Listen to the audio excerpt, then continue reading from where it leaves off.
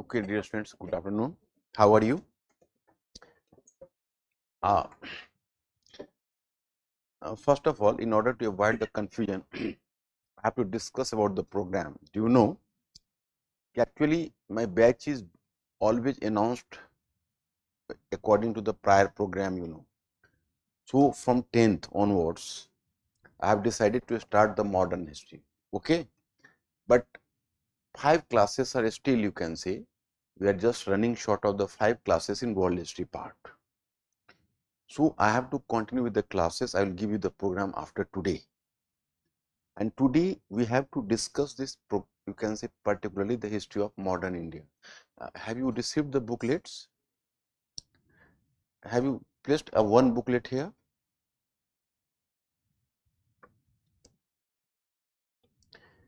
My students, I am just coming to the point directly. Even in the part of world history, because first of all I have to cover this first one paper, second one paper, and this second one paper is much analytical. And if you are analytically strong, that will prove too much marks fetching for you people. And definitely you can excel in the second paper if you have developed the analytical approach. In world history part, you people might have realized I have adopted a paradigm shifting approach. Always I am adopting the paradigm shifting approach, whether it may be general studies, history, whatever may be. Now we are making a study of modern history. So my students, even in the part of modern history, you have not to follow, you can say, the traditional established course of action. That will definitely spoil your whole preparation.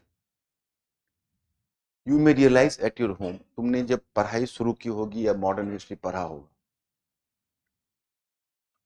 तो तुमने realise किया होगा you are moving from page to page. Suppose some student, he is just starting modern history and he is opening the page, so the story starts with European companies, or even earlier than that, according to your syllabus, European companies coming from Portuguese company to the British company, and conflict between the British and the French power that is known as Carnatic War. And again, starting from there, you are just moving to the Battle of Plassey,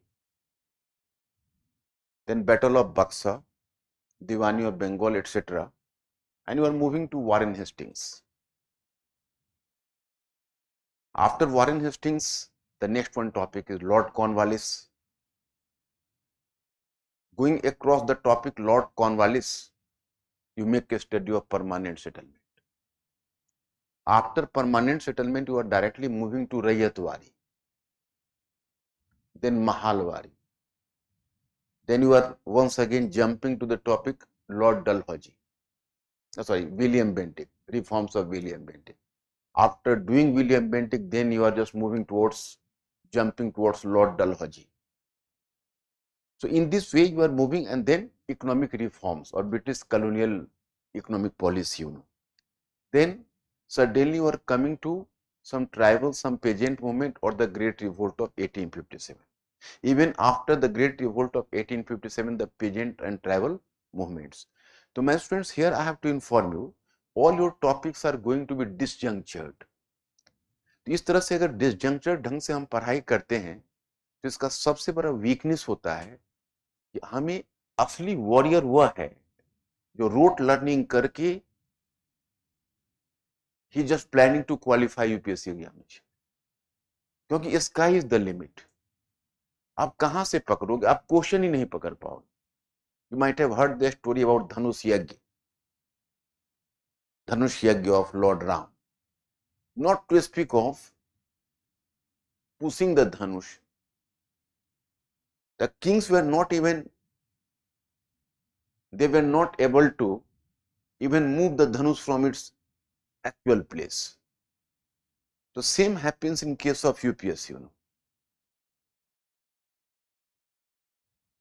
same happens in UPSC कि पहला challenge हमारे सामने होता है question समझना, और तो और छोड़िए, इतने सारे टॉपिक्स हैं, उसको हम रिटेन कैसे करें, कैसे हमारी मेमोरी में रहे। And it is due to this fact, the students are normally blaming history and geography are full of informations are there. Even some students are making complaint to me, sir, full of informations are there, history is the full of informations. Sir, how to memorize the events, how to memorize the dates. I am suggesting at least go through the first chapter of NCERT book class 8th. Even there it has been denoted and a very pertinent question has been raised. How important are dates? तारीखें क्यों महत्वपूर्ण है? कभी पढ़ा है?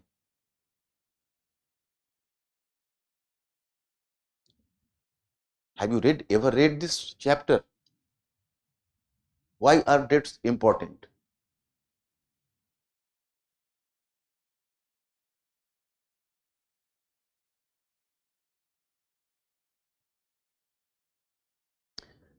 In today's history, dates are not so important.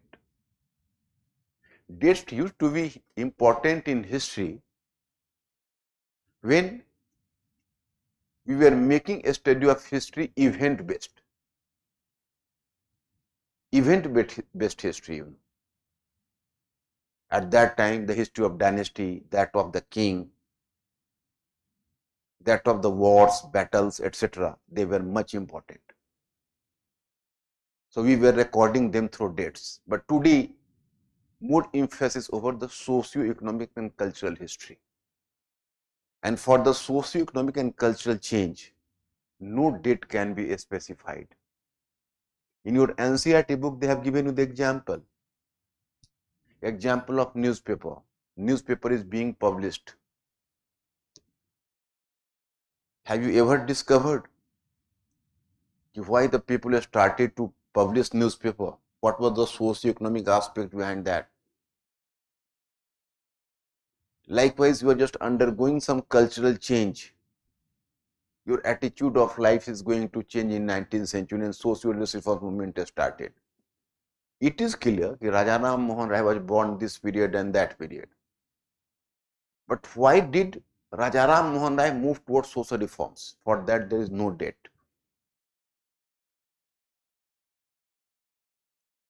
तो पहली बात मुझे ऐसा लगता है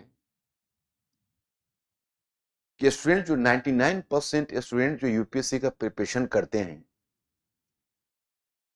उनको पता ही नहीं होता है कि सब्जेक्ट कैसे पढ़ा जाए. And I inquired from some student, when a student come teacher, you can say, once he came to me and informed me, sir, I can teach history if you are having any chance. I became too much eager about him. You are just, since last 4 to 5 years or whatever, maybe I have been teaching it. I inquired from him, how are you teaching history? For example, modern history, because this is normally, I have selected modern history because this includes the national movement of India, and national movement of India is supposed to be the part of romantic history.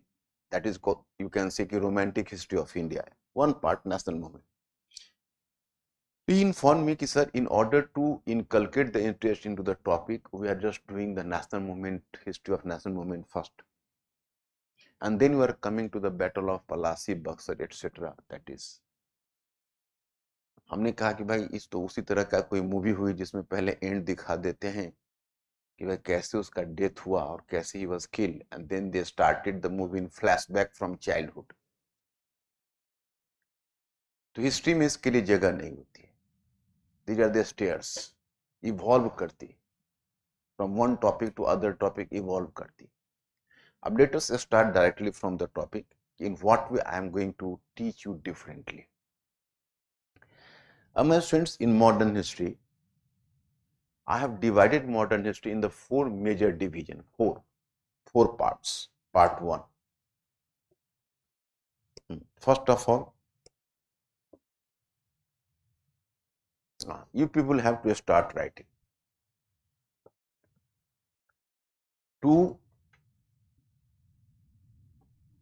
make a study of history,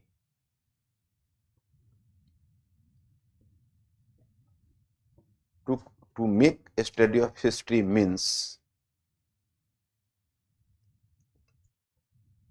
to underline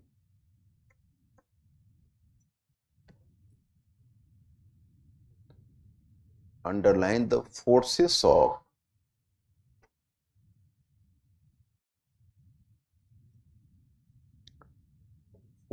of continuity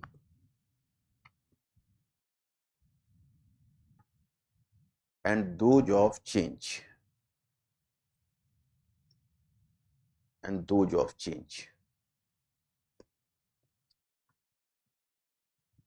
Means कि if someone is going to ask you what is history and how to make a study of history, so you have to define the study of history. To make a study of history means to underline the forces of continuity and those of change. The forces of continuity and those of change. To make a study of the forces of continuity and those of change. That does mean the study of history. You can ignore the forces of continuity because forces of continuity is automatically will come to your mind as you are going to make a distinction between the forces of continuity and the forces of change, and whatever remained after change, that is continuity. This is so. Question arises, whenever you are making the study of modern history, so you are supposed to cover the history of nearly 250 years. 250 years, you can say, starting the story from the 18th century onwards and coming up to the mid 20th century, not simply mid 20th century, even above that, because you have to cover the Nehruvian era. So up to the history of 1970s, 1975, etc. So you have to cover the topic even after the mid 19th century. अब चलिए, अब यहाँ से हम को जब change underline करना है तो how to underline the change. So it is not possible to underline the change directly from 18th century to the mid 20th century through a single one method. So in order to underline the change, in order to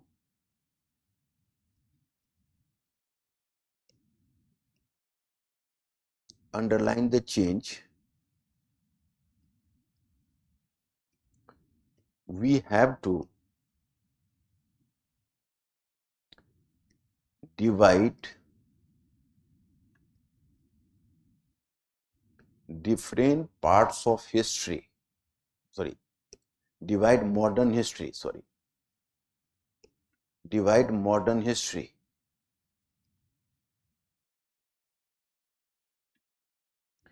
in four parts first.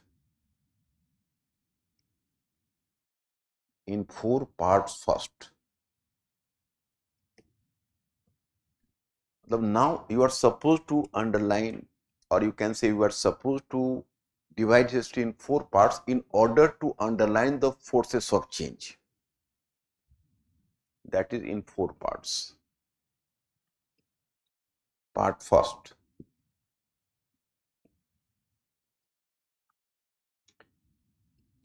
history of 18th century.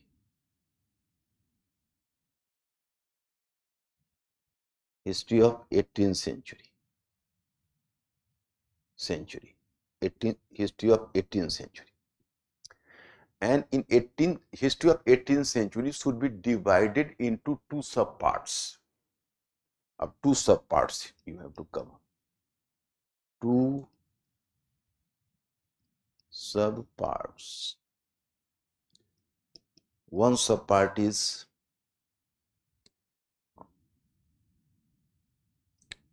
decline of Mughal Empire,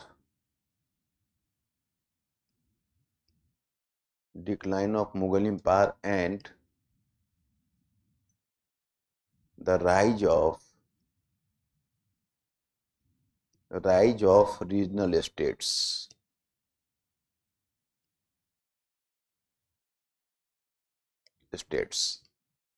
मतलब आपका जो पहला part cover करना है, this consist of the decline of Mughal Empire and the rise of regional states.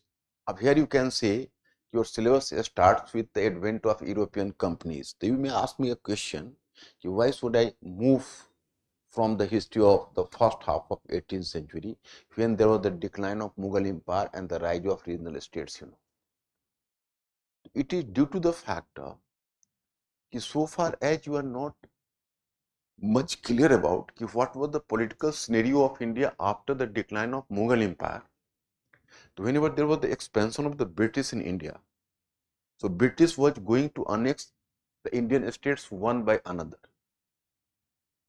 So at that time you will be not familiar with those states, but whenever you are familiar with those states at the time of disintegration of Mughal Empire, what is the political scenario of India, then the things will be crystal clear.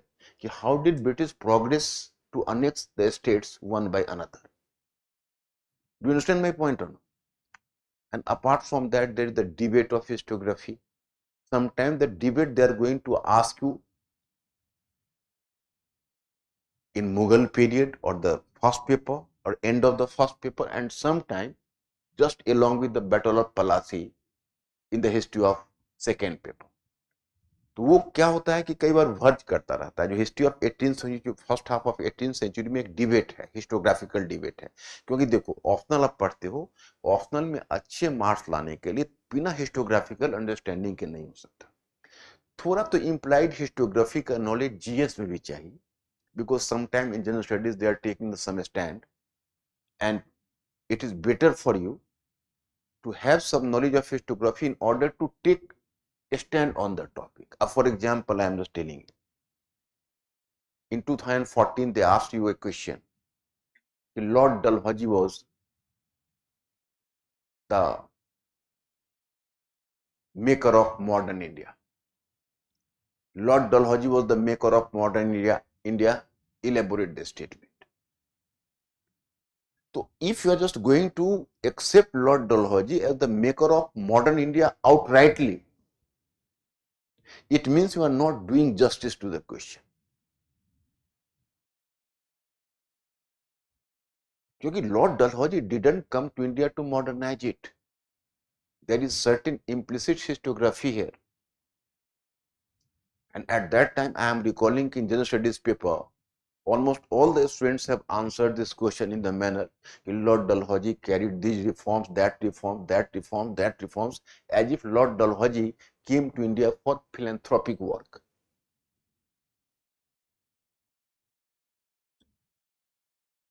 तो Lord Dalhousie reforms क्यों करना चाह रहे, इसके पीछे तो एक हिस्टोग्राफिकल purpose है, इसके पीछे एक आइडियोलॉजिकल फैक्टर है और एक हार्डकोर कॉलोनियल इंटरेस्ट है. आइडियोलॉजिकल फैक्टर है यूटिलिटेरियन थियरी का impact, and hardcore material colonial interest है to create the congenial atmosphere for British industrial capitalism in India. इन दोनों को जब आप लिंक जब तक नहीं कर पाओगे तो फिर क्वेश्चन का आंसर मुश्किल हो जाए. तो फर्स्ट पार्ट में हम 18th सेंचुरी वाले में इसको कवर करेंगे, and the second one that is advent of European companies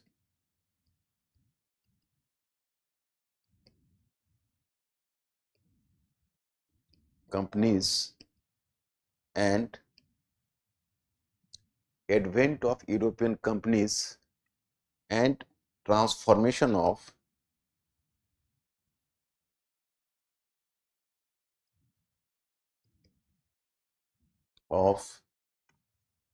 British company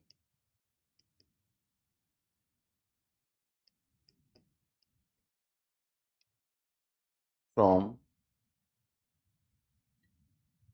a mercantile company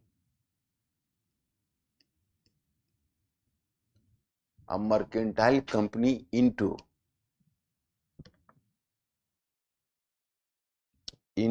a political power.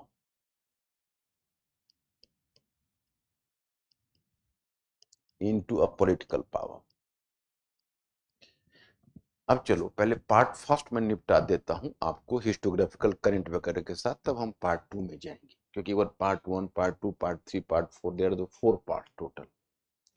अब इसमें क्या रिक्वायर्ड है या मैं आपको कैसे पढ़ाने वाला हूं, मैं आपको बता रहा हूं। हम हमेशा पसंद करते हैं कि एक माइंड मैप बच्चों के दिमाग में हो, तो हम पहले आपको लेंगे, जस्ट डायग्राम बनाइएगा, first half of 18th century.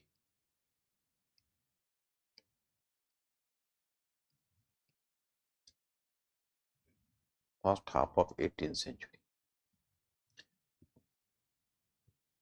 Decline of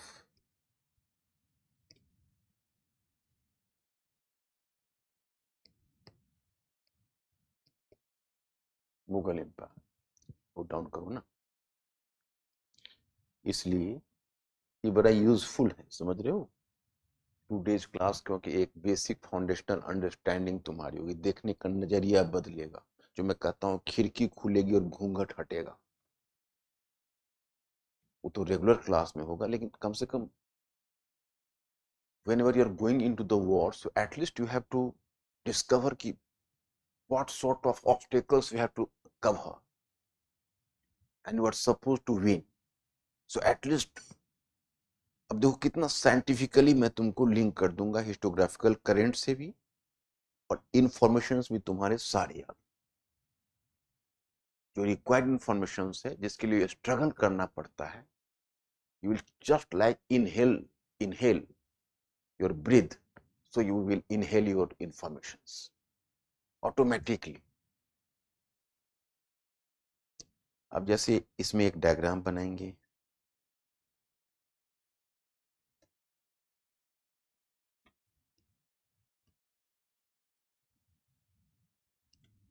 decline of Mughal Empire.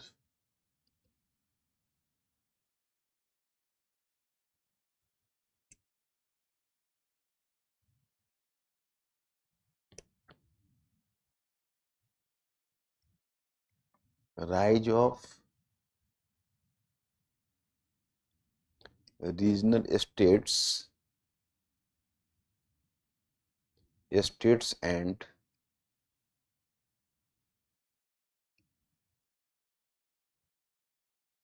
their categorization.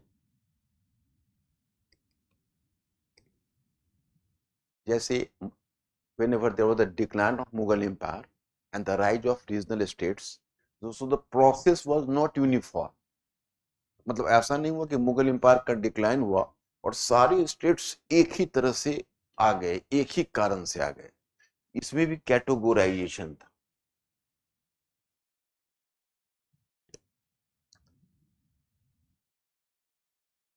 States, और यू कैन से successor states, okay, then states created through revolts,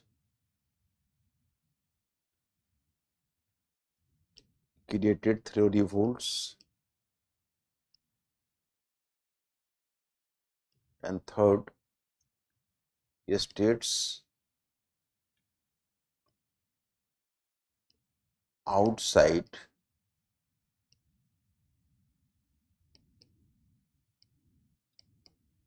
the periphery of outside the periphery of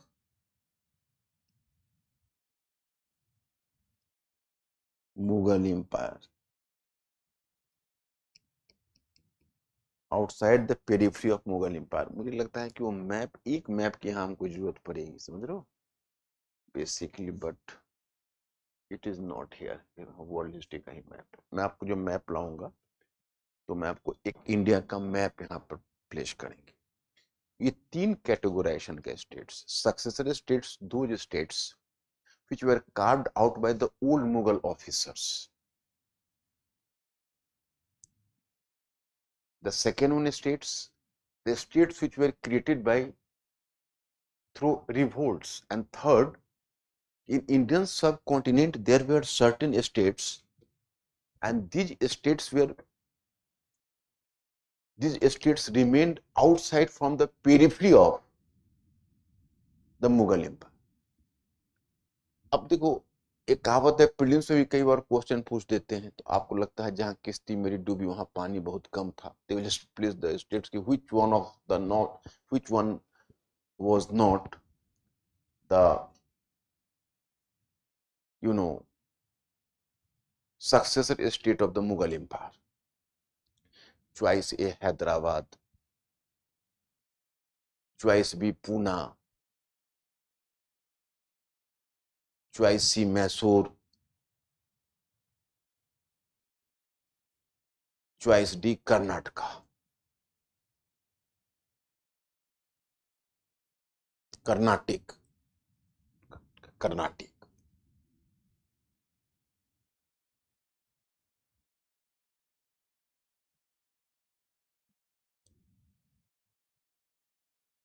दोनों का जितना poor so क्यों है? कल तक तो बड़े स्मार्ट हुआ करते थे क्या?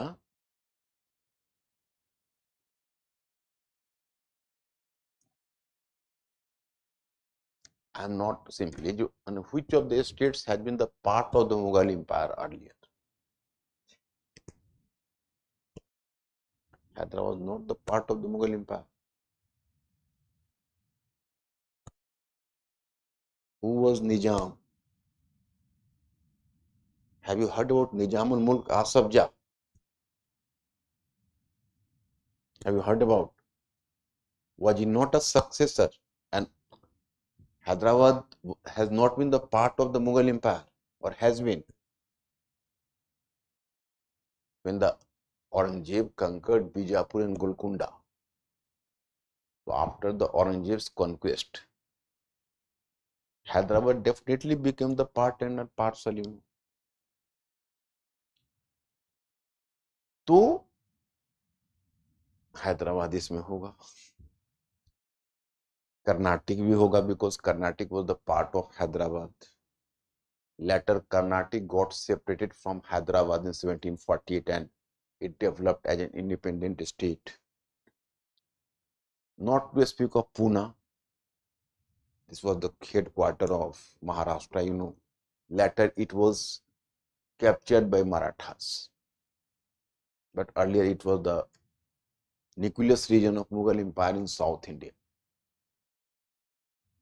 So definitely Mysore, it was the successor state of Vijayanagar, and Vijayanagar was not the part of the Mughal Empire. So now you can very well recall the couplet जहां मेरी किश्ती डूबी वहां पानी बहुत कम था. अब इतनी छोटी छोटी चीजें, ये तुम्हारी अंडरस्टैंडिंग, जैसे अब मुगल एम्पायर डिसइंटीग्रेट किया, यहाँ मैप पर देखोगे भाई कितनी स्टेट्स हैं, कौन सक्सेसर हैं, कौन रिवेल से पैदा हुए, कौन पेरिफेरी से बाहर है, जैसे कोचिंग मैसूर है, Cochin, Travancore, Calicut, these were the outside the periphery of the Mughal Empire. So you might have heard a proverb, आम के आम और गुठलियों के दाम. Facts तुमको naturally as you are breathing, so you have taken the facts. Facts के लिए तुमको कोई effort नहीं लगाना पड़ा. Facts automatically तुम्हारी आंखों के सामने वो states है. मैंने जो मेथड अडॉप्ट किया, मैंने महसूस किया कि इससे ज्यादा फैक्ट्स याद नहीं, रिटेन नहीं किया जा सकता है जो हमने नेचुरल कोर्स में कर लिया. Even at the time of the student life you can से, ये बहुत ही नेचुरल कोर्स, इसके लिए कोई एक्स्ट्रा एफर्ट लगाने की जरूरत नहीं. तो दिस वाज क्लियर. इन बच्चे इससे तुम्हारा प्रीलिम्स का क्वेश्चन सॉल्व हो जाएगा, छोटा मोटा simplistically you will solve the question in mains. But in order to fetch the good marks in main examination, you have to do something else.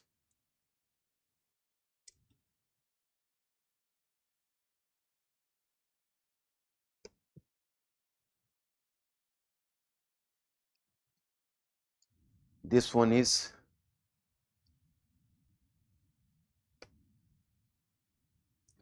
decline of Mughal Empire.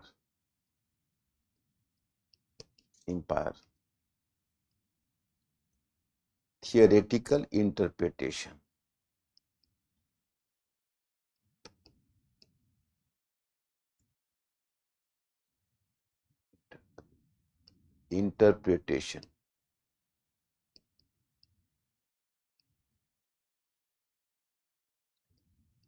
Product of crisis.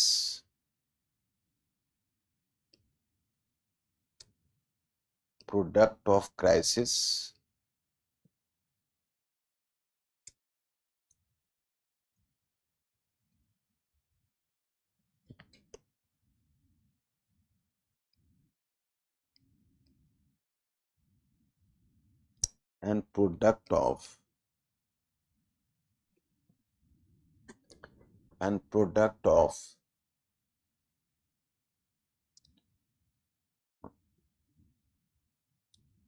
prosperity. Product of prosperity at regional level.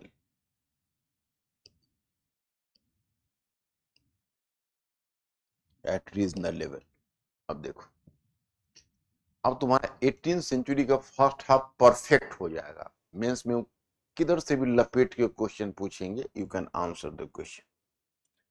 अब इसको तुम मान लो ये है तुम्हें historiography, ये हिस्टोग्राफिकल current है. अब तुम्हारी तैयारी परफेक्ट हुई. Now we are just going to be perfect. Your preparation is going to be perfect in the first half of 18th century because historiographically you are rich now. Actually, although it is a topic of medieval history, whenever you are going to discuss about the decline or disintegration of Mughal Empire, you will just discuss the disintegration of Mughal Empire. So they are the, you can say, different sorts of views. But I will give you the clue. Divide all the views in 3 categories. One is the role of personalities. A very traditional historiography, Sir Jaduna Sarkar, Sri Ram Sharma. So these scholars like Ishwari, you can say that is Ashirwadi Lal Srivastava, etc. So they were writing the nationalist historiography that was imbued with some imperialist temper as well. The decline of Mughal Empire of Sir Jaduna Sarkar, the history of Aurangzeb, etc. So such historiography concentrated over the role of personality. It was the religious policy of Aurangzeb, Rajput policy of Aurangzeb, the characterlessness of the Mughal bureaucracy, the Mughal officer class, etc. So they were accountable behind the decline of Mughal Empire. ये तरह की जो historiography चलती होगी वो तुम्हारे grandfather के time में भी नहीं, ग्रेट ग्रैंडफादर के टाइम, जिसको फिर रिवाइव करने की कोशिश की जाए. उसके बाद you will come to know in post-independence era from 1950 onwards, with the era of Muhammad Habib, the father of Irfan Habib. So he laid the foundation of the Aligarh School of Historiography, and that was nationalist Marxist in its approach. And starting from the period of Muhammad Habib, then came the era of Professor Nurul Hasan. Satish Chandra was not purely from Aligarh School of Historiography, but he was having the identical view. For example, of Harvansh Mukhia. He is from JNU. He was not from Aligarh School of Historiography, but even he was having the identical view. He was having a Marxist approach to the interpretation of history. So these scholars have gave the emphasis over the institutional weakness or the crisis in Mughal institution, like Jagirdari crisis, Satish Chandra, agrarian crisis, Professor Irfan Habib, the role of the subversive role of Jamindars, Professor Nurul Hasan, etc. Athar Ali, he has also talked about crisis. ये जो Aligarh school of historiography है उसने crisis की बात की, जो crisis के कारण मुगल एम्पायर का decline. So they were basically having an empire centric view कि दिल्ली और आगरा में क्राइसिस आई जिस कारण से मुगल एम्पायर का डिक्लाइन. तो you can ask me the question कि सर इसमें मॉडर्न हिस्ट्री में हमें क्या लेना देना है? लेना देना है ना, तुम हिस्टोग्राफिकली शार्प हो ही नहीं पाओगे. अब ये जो स्कूल ऑफ हिस्टोग्राफी है ये मातम मना रहा है या मातम पोशी कर रहा है कि आहा हम मुगल एम्पायर के जाने के बाद एक तरह से एज ऑफ क्राइसिस आ गई. Earlier than that, imperialist, you can say some nationalist imperialist historians, Sir Janna Sarkar had coined the term dark age of Indian history. Dark age. Because the Mughal Empire was after all a flourishing empire, and after the disintegration of Mughal Empire, the Maratha brigades became active. They started to carry the plunders, and he carried the, you can say, the loot and plunder in the different parts of Indian subcontinent. So there was complete anarchy. There was the, you can say, complete political upheavals. So once again, the peace and order had to return in India under Pax Britannica, under the British Empire. Do you understand my point? तो dark as वाले को किया. तो अब मैं student दिक्कतें ये आएंगी कि आपको पता नहीं चलेगा, बड़े आराम से क्वेश्चन सेटर क्वेश्चन डाल देंगे कि the Mughal Empire, the you can say in the first half of 18th century was plagued by crisis and decline. How far do you agree with this statement? तो अगर तुम बोलते हो हाँ क्राइसिस के कारण ऐसा हुआ, तो तुम इस लाइन ऑफ हिस्टोग्राफी को तुम सपोर्ट करोगे जो Aligarh school of historiography. But this line of historiography has been old fashioned, and the new line of historiography is the secular product of regional prosperity. इसने कहा कि no, don't pay attention to the empire centric view. You don't appear to be attentive. You are slightly restless. What problem? Cooling ज्यादा हो रही, थोड़ा सा इसी के बीनीत थोड़ा सा आगे पीछे खिसक के बैठा करो. डायरेक्ट उधर काम तुम करो रे. The problem is here. They are comfortable. They have made a compromise with this sort of cooling. Are you okay? अभी बोलेंगे. खरबूजे को देख कहीं खरबूजा रंग पकड़.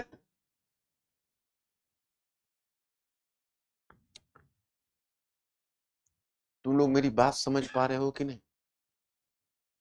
ये लाइन जिस दिन तुम्हारे अंडरस्टैंडिंग में ये बातें घुस जाएंगी और तुमने अगर इस बेसिस पर राइटिंग करना शुरू कर दिया यूपीएससी एग्जाम में, तो you can be a topper in your subject, क्योंकि ये टच मिल ही नहीं पाता. और मैं स्टूडेंट्स को टॉर्च लेके खोजता हूं कि आ जा कोई क्वालिटी का बच्चा जो मैं तुमको इस लाइन ऑफ स्टडी में पारंगत कर दूं. तो लोग story events, they are just absorbing their time, they are struggling with the information. अरे स्ट्रगल क्यों कर रहे हो इंफॉर्मेशन से? हम तुमको ऐसे ही इतना इंफॉर्मेशन दिमाग में डाल देंगे कि सामने वाला सरप्राइज हो जाएगा कि इतना इंफॉर्मेशन तुमको याद कैसे हो. और उसके लिए you have to do nothing, simply you have to make a systematic study. So the product of prosperity of at regional level. What is the theory? A theory is कि actually why decline? It is true that the Mughal Empire was running short of finance due to its own internal region. But India was getting prosperous at regional level because there was the influx of precious metal due to the role of European companies. And it was the time in association with European companies, the different sorts of cash crops like tobacco, like you can say cotton was already in India, but it became more, now there was more emphasis over the production of cotton, although it was, but European companies brought maize, tobacco, potatoes, red chilies, different sorts of horticulture, cashew nuts, etc.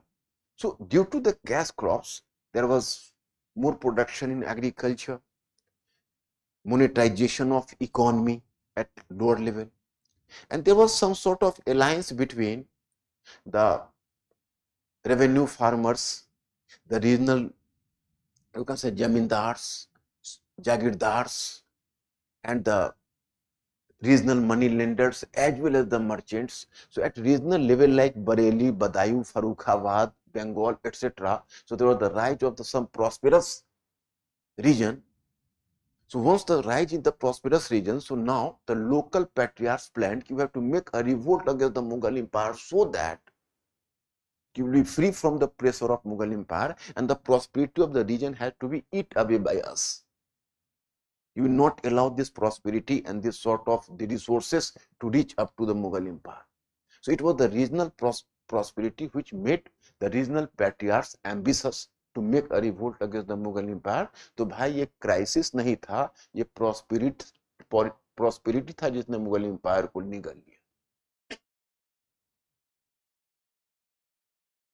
तो अगर ये line of historiography correct है तो तुमको 18th century का first half को मानना पड़ेगा कि it was a pre modern age, क्योंकि जो रीजनल स्टेट्स हैं वो बहुत अच्छे ढंग से इकोनॉमी को मैनेज कर रहे थे, रीजनल स्केल पर बेहतर लॉ एंड ऑर्डर को एस्टेब्लिश कर रहे थे. और वैसे भी जो पहले का टाइम था, earlier time, so during in the old historiography, empire was supposed to be the sign of progress and the regionalization was supposed to be the sign of decline. But with growing democratization in India, now it is widely believed that no, regional state is also not a declining factor, but if regional state can provide the better administrative, could maintain the better administrative efficiency at regional level, and it can patronize the regional art, regional culture, regional economy in a better manner. It can, you can say, assimilate the things in the better manner. तो अब माना जाता है कि नहीं भाई, ऐसा नहीं है कि एम्पायर डिक्लाइन का साइन है और रीजनल स्टेट्स प्रॉस्पेरिटी का साइन.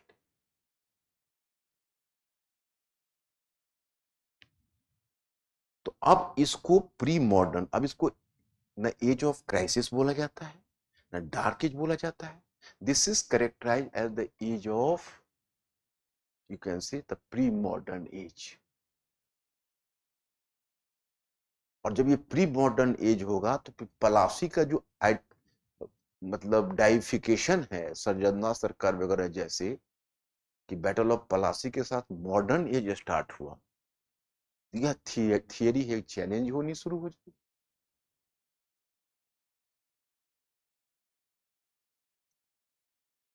कुछ कुछ कुछ दिमाग में जा रहा.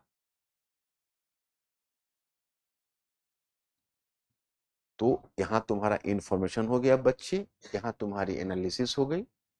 18th सेंचुरी के फर्स्ट हाफ में ना तुम्हें प्रीलिम्स में प्रॉब्लम होगा, न इंफॉर्मेशंस की कमी होगी, not will you lack in any question on the analytical question. You can say जैसे they will ask you, do you agree with the statement कि the mid 18th century was basically, during the mid 18th century India was marked by political fragmentation and economic decline.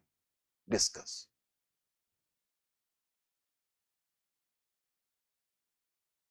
They will ask you the question कि do you agree with the statement कि in the mid 18th century the India is marked by political fragmentation and economic decline? नहीं, political fragmentation भी तुमको negative sense में नहीं देना है।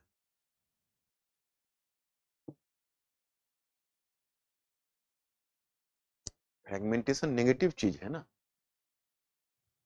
तुम ये कहोगे कि इट वाज द नहीं, it was the regionalisation.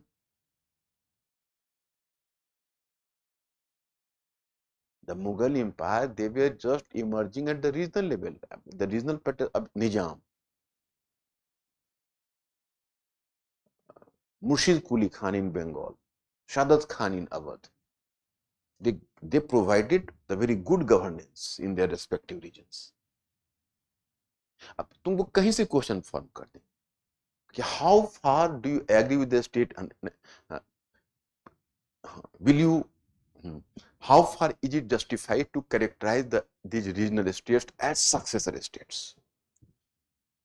In 2020 में पूछा था regional states as the successor states. अब बच्चे उसी में चक्कर खा जाते हैं कि यार रीजनल स्टेट सक्सेसर स्टेट नहीं है तो क्या है, तो हम इसमें हम क्या करें? तो करिए ना, आप उसको बताइए कि सक्सेसर स्टेट्स उस रूप में नहीं थे कि मुगल स्टेट के कार्बन कॉपी थे। इन्होंने मुगल स्टेट से बहुत सारी चीजों को चेंज करके अपनी इफिशियंसी बढ़ा ली थी,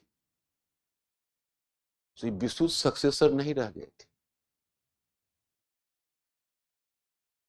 दे moulded their model.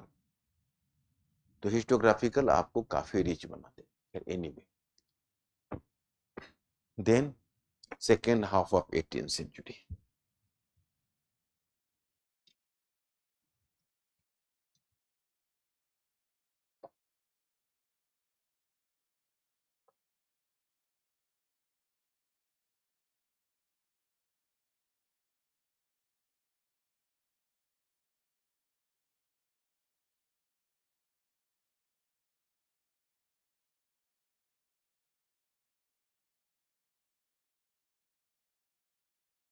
Advent of European companies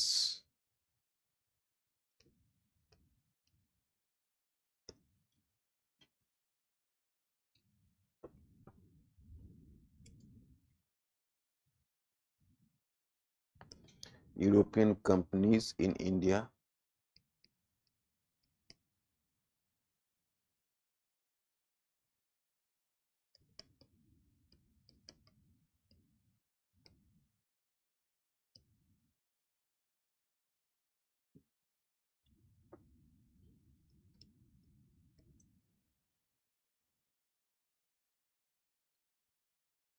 Portuguese company,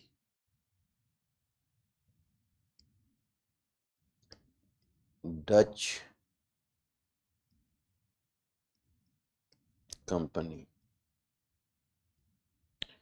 British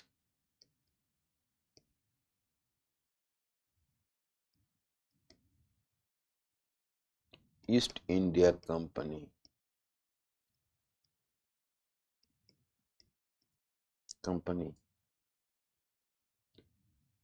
British East India Company, French company, Up one by one you have to, you can say you have to find out and you have to give focus over the important European companies which came to India, and here you will give focus over the main centers. In main centers their factory sites were there, so that is give you the enough facts whether the Dutch company were, the British company were, the French company. But my friends, you are supposed to have some basic idea ki why did European company come to India. Sometimes they can ask you the question ki was it the discovery of the new route which make European companies come to India? Discuss this aspect or discuss this statement. तो तुम यहाँ पर root की खोज में ही केवल आए, यही अपने आप में बड़ी बात नहीं थी। वो तो रूट तो एक फैक्टर था। यूरोप में जो प्रॉस्पेरिटी आ रही थी, एक क्लास ऑफ पीपल का इमर्जेंस हो रहा था, and this class of people were searching for luxury goods and oriental luxury goods, which made the companies to discover the new routes. And not simply that, even the spirit of renovation and reformation guided the European people to move towards the different parts of the world. तो क्या होता है कि अगर तुम critical thinking तुम्हारी strong होती है, so anyhow they are going to ask you the question, you can do justice to the question from this side, from that side. I just want to train you in this direction. तुम केवल अपना एक workable language की guarantee दो। Workable language का मतलब I am not expecting you to write in ornamental language, simply that's with the flow of language. You should select the right words. Grammatically, you are not committing mistake in your writing, etc., etc. Then the rest of the things I will just analyze. अब इसमें UPSC पर हमें भरोसा नहीं हो सकता है कि Portuguese company why did not coming earlier, but Portuguese company but didn't fail to create a state in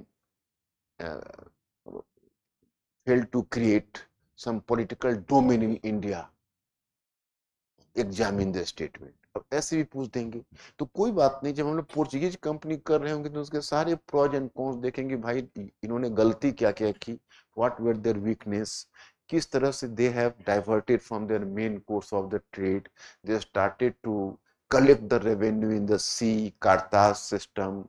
They were much interested in the spread of, or they became dogmatic and started spreading religions who antagonized the Indian powers. And apart from that, it was a feudal state, Portugal. So the Portuguese state could not give the sufficient support to the Portuguese company as you find in case of the British and the Dutch company. So in this way, you can deal with the Portuguese, then Dutch. Then you have to discuss about Carnatic War. Carnatic War. अब suppose they will ask you, okay, in Carnatic War, it was not the French company, it was not the defeat of the French company, it was the defeat of the French Empire. Analyze. 7 Years War. Are you correlating it? Good. Europe में 7 year war चल रहा था. Actually, it was the rivalry between. In fact, 7 years war was a mini world war, and Carnatic War, the third Carnatic war was the part of it.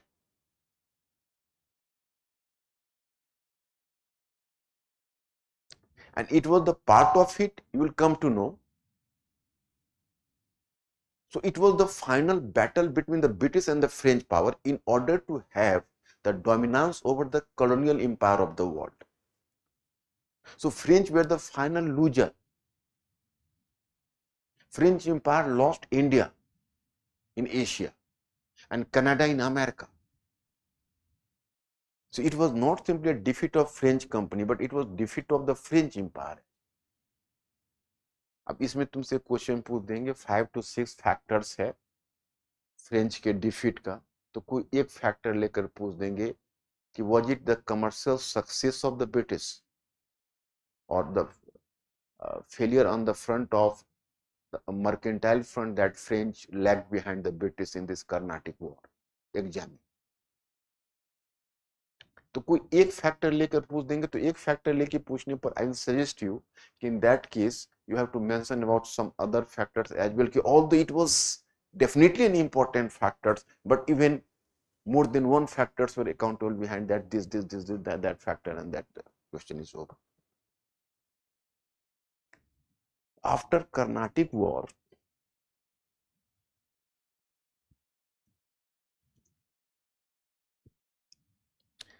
then they will deal with Battle of Plassey. Battle of Plassey. The Battle of Plassey and the Battle of Buxar. Battle of Buxar. And it is here you can see, you will just understand and you have to find out how did British company turn from a mercantile company to a political power in India. But my friends, we have just dealt with the Carnatic War. In Carnatic War, there is the one more question, historiographically. Okay, there is the statement of some French scholar that Dupleix has definitely committed a major mistake through making its base at Madras. And Dupleix has tried to find out the key of India at Madras and he failed. And Robert Clive discovered this key in Bengal and he got success. Comment. Definitely you can say this is an historiographical issue which I will deal with in the regular class. कि भाई क्या वास्तव में Dupleix ने India की चाबी मद्रास में खोज कर गलती की, क्लाइव ने इसे बंगाल में खोजा और सक्सेस लिया. अब खैर चलो, बैटल ऑफ पलासी और बैटल ऑफ बक्सर में तो बहुत सारा हिस्टोग्राफिकल इशू. अब बैटल ऑफ पलासी में इसी बार पूछा है तुम लोगों से, what I think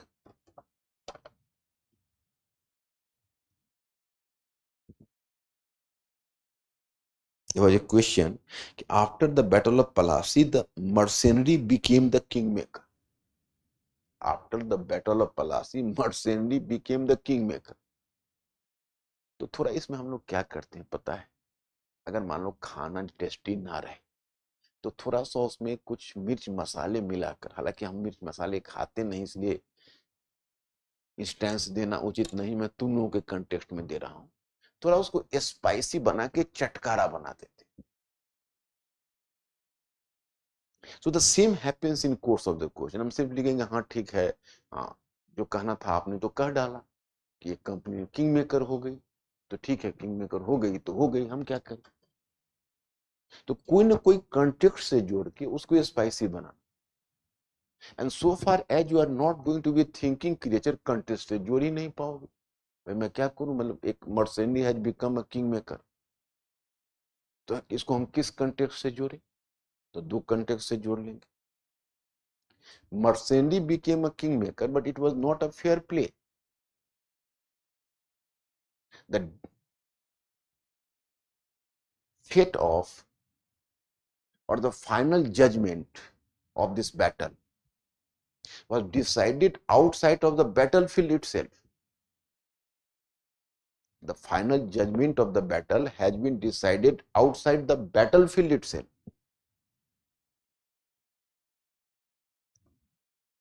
And it was here, you can say, there is a Bengali scholar, his name is Biplab Das Gupta.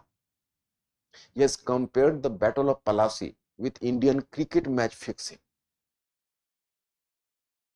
in which the result of the match is pre-decided. So happens in case of the Battle of Palasi. This is the one dimension we have to mention. Second one dimension has been given by William Dalrymple.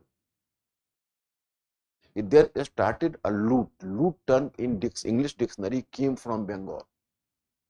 And a British company, a mercenary, which became the kingmaker and which was operating what you know as the court of directors, that was operating from London in 5-roomed house, and it was controlling the largest empire of India, the largest empire of the world. That was the Indian empire. अब कहोगे Chinese empire was larger than Indian empire, और Russia तो गुलाम हुआ नहीं, India से बड़ा था. अब ठीक, चाइना हमसे बड़ा था, लेकिन China was being ruled by 5 to 6 powers. But in India, there was a single one British dominance. So in this way, you have to link the things from the different dimensions here, and all the informations will automatically come to your mind. After the Battle of Buxar, you have heard about the Diwani of Bengal. So now the question here arises कि after Diwani of Bengal we come to know कि earlier the, अब देखो, when European companies came to India, so European companies were much enthusiastic for carrying trade in India. But unfortunately, my students, European companies were enthusiastic for carrying trade. But unfortunately, they could not, because their trade relationship with India was one-sided. On the one hand, there was much demand of Indian products in Europe, but no demand of European products in India. So it was the one-sided trade. So if they had to purchase the Indian products, to how to finance the Indian trade?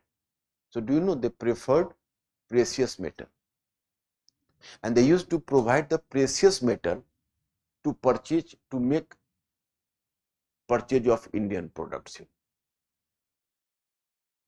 So it was the precious metal which were coming from America via Britain, and that was being influxed in India. But once they got the Diwani of Bengal, so now they started to collect the revenue from Bengal, and a part of revenue was spent over purchase of Indian products.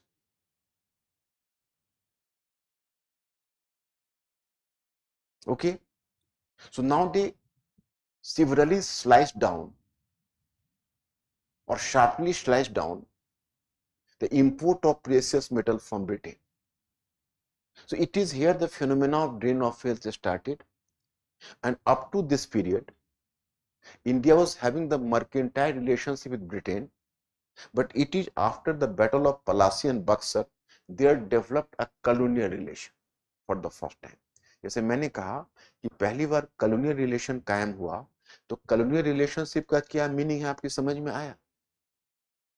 कौन कौन बताएगा कि भाई battle of Buxar के बाद जो दीवानी और बंगाल हुआ तो कॉलोनियल रिलेशन कायम हुआ? What do mean bye colonial relation? कौन कौन बताएंगे? तुम लोग तो बेसिक चीज को ही नहीं समझ रहे हो, तुम लोग को हिस्टोग्राफी में क्या समझा, हिस्टोग्राफी का लाइन क्या समझा? ये सब तो एनसीईआरटी की बात है, and it is not simply true of you people, this is universally true कि students are preparing the subjects, लेकिन बेसिक ट्विस्ट एंड टर्न ही सब्जेक्ट का नहीं समझते, और बेसिक ट्विस्ट एंड टर्न नहीं समझने पर आई थिंक कि not to speak of do the standard writing of question. मैंने एक सीधा सा सवाल किया, and if everybody just understand this my question clearly,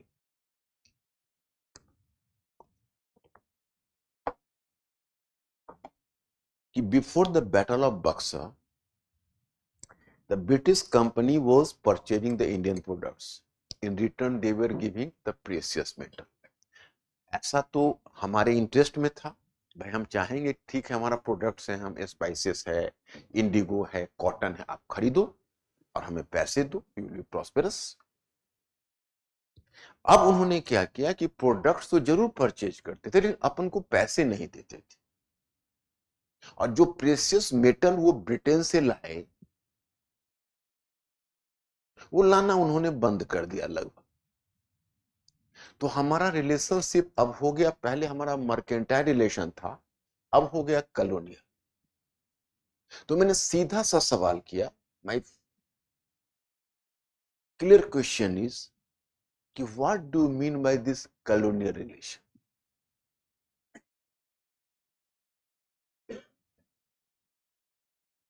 या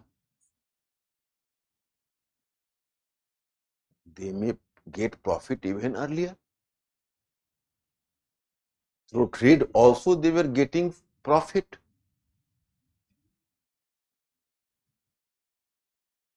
This is the phenomena of drain of wealth you are mentioning. But my question is कि what is colonial relation?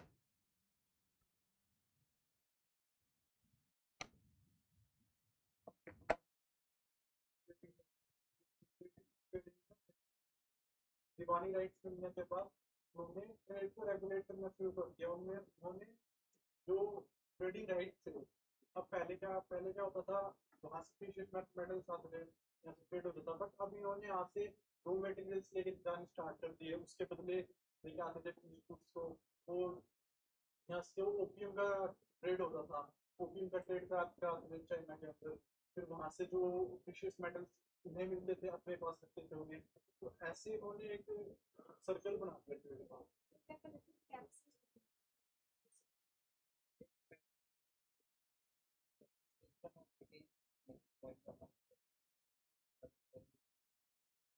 देखो, all are trying and you people are not wrong exactly, because you people are talking the phenomena of drain of wealth and exploitation of India. But I am just asking you ki what is colonial relationship. So you have to given the apt reply, and apt reply is that if one country just comes to control and overpower the other and uses and exploiting its resources for its own benefit, then it is colonial relation. One country controls the other and starts exploiting resources for its own profit, own benefit, that is colonial.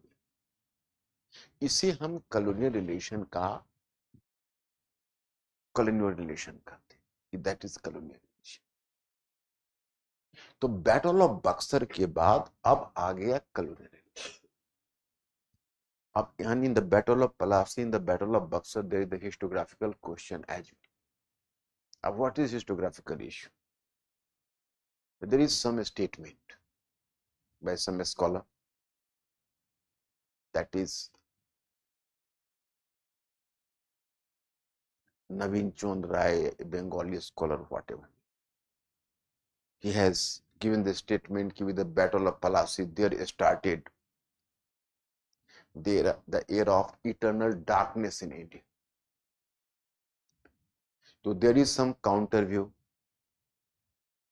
that battle of Plassey was not a decisive battle,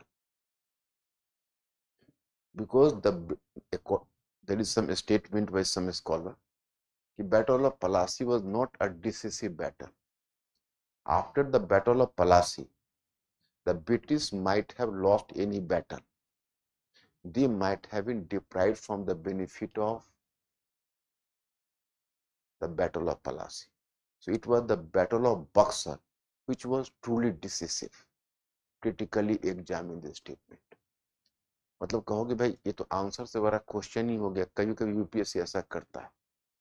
जैसे statement ये है कि battle of Palasi कोई decisive battle नहीं था. अगर battle of Palasi के बाद ब्रिटिश कोई भी बैटल हार गए होते तो वह उन लाभों से वंचित हो गए होते जो उन्होंने बैटल ऑफ पलासी से प्राप्त किया था. इसलिए बैटल ऑफ बक्सर वो डिसिसिव है, और इस स्टेटमेंट को आप क्रिटिकली एनालाइज करिए. तो आपका जवाब क्या होगा कि जो कहना था वो तो आपने खुद कह दिया, अब मेरे लिए छोड़ा क्या? आपके लिए कोई छोड़ा है? Will you respond to this question? कैसे रिस्पॉन्ड करो?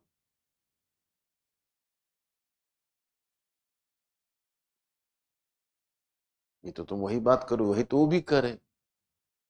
वो तो वही करें कि भैया एक कॉन्स्पिरेसी था, it was not a fairly fought battle. So if British might have lost any battle after the Battle of Plassey, they might have lost the benefit they got from the Battle of Plassey. So they themselves promoting this idea. So Battle of Buxar is a true battle. They are themselves asking, and आपको critically analyze करने के लिए कह रहा है, तो आप इसमें कुछ input डालने की स्थिति में हो.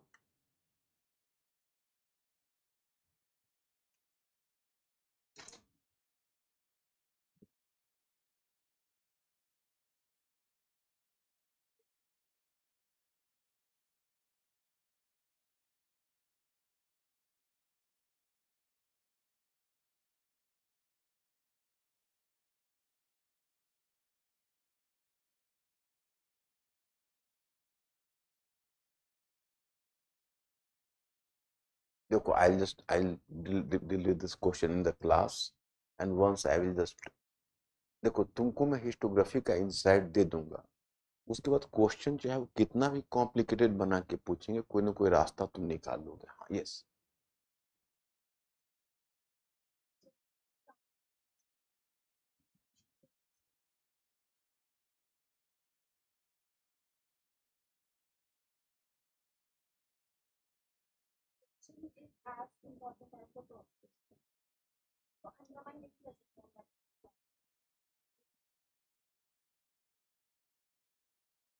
पहले क्या कहा, एक बार और रिपीट करो तो। हम्म।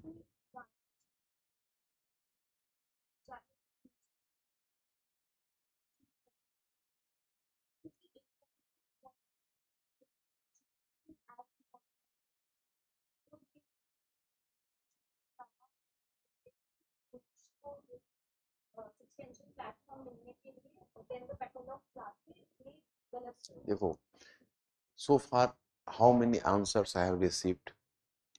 You have given the most logical answer to that, although you are lacking in examples here or lacking the current of historiography, but at least you have felt it from the bottom of your heart कि the battle of Plassey should not be undermined. Actually देखो, दो अलग अलग line of historiography है। एक तरफ Bengali historians, वो कुछ ओवर एस्टिमेट करते हैं बैटल ऑफ पलासी के इम्पैक्ट। वो कहते हैं कि there started an eternal era, the era of eternal darkness in India. Eternal darkness,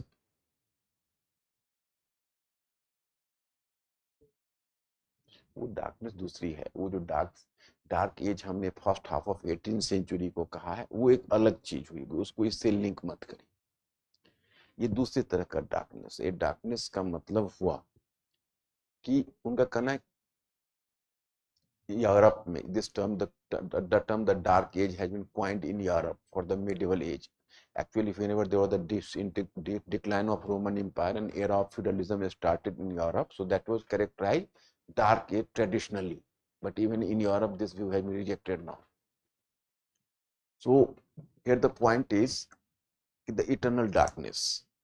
इसमें कुछ क्रिटिक्स ने कहा कि ये बंगाली सब नेशनलिज्म है, ये बहुत ज्यादा मतलब बंगाल सेंट्रिक व्यू है कि अगर बंगाल गया तो पूरी इंडिया चली गई, मतलब you are over estimating the things, मतलब ये कहना है जो इसको क्रिटिसाइज करते हैं। If someone is coming from Bengal, don't take it otherwise please.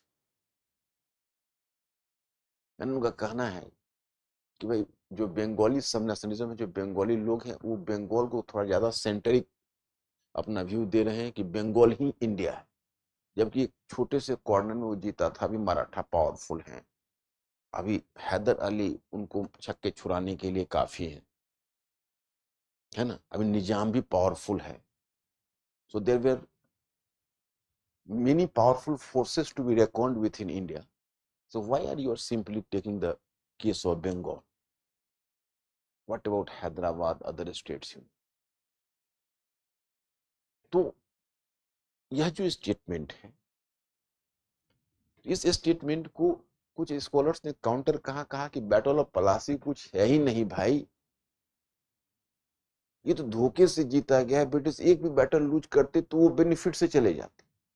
तो बीच का बैलेंस वही लिया गया है जो तुमने कहा है, वही हिस्टोरियंस बैलेंस लेते हैं कि इट इज ट्रू कि battle of Plassey was fought with, you can say, treachery, and it was won through betrayal. It was the great story of betrayal. It is true, but it is equally true once the British came to control Bengal after the Battle of Plassey, so for the 7 long years, it got so many resources and such benefit from Bengal, which enabled the British company to win the Battle of Buxar easily against Indian power. Do you understand this point or not? So we cannot undermine the role of Battle of Plassey. जितने भी question मैंने तुमको कहा है ना, सब पूछे हुए हैं यूपीएससी। 2014 का क्वेश्चन उलट के देखो यूपीएससी बैंक में, तुम तो क्वेश्चन बैंक भी नहीं देखते हो। किस दुनिया में रहते हो, कहाँ रहते हो, कहाँ हो, क्या सोच रहे हो। लगता है कोई सेवियर आ जाएगा, कोई मिरेकल आ जाएगा, हम पेपर लिख देंगे। तुम चीजों को समझो। तुम चैलेंज दे के क्वालिफाई कर सकते हो.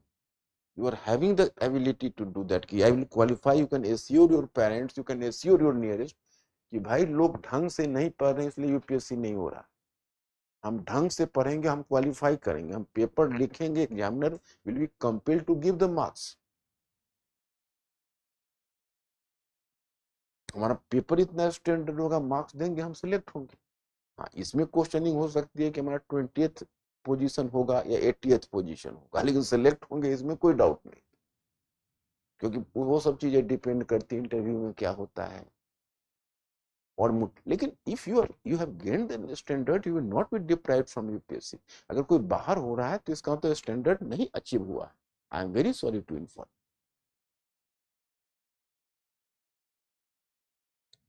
उस लेवल की पढ़ाई चाहिए.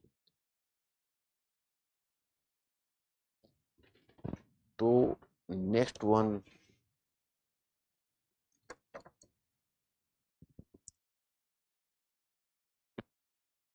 अब after the battle of Buxar you have come to part 2, that is colonialism.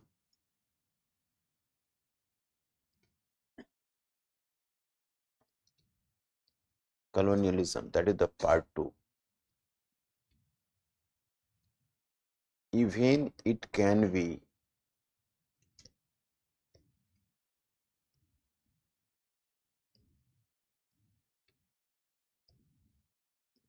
divided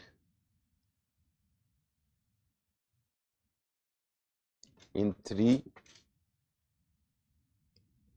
subparts. Subparts.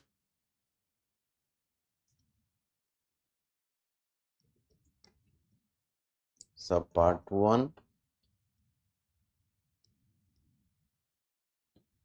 mercantile phase of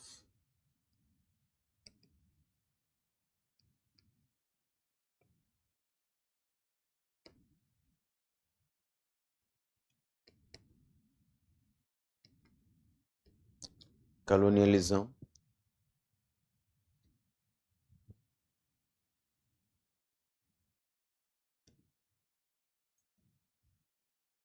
Subpart 2,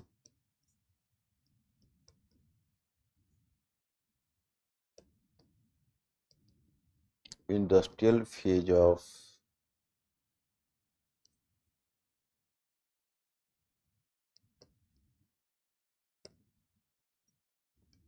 colonialism.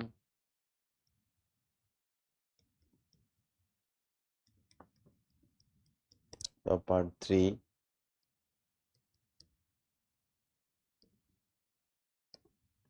financial phase of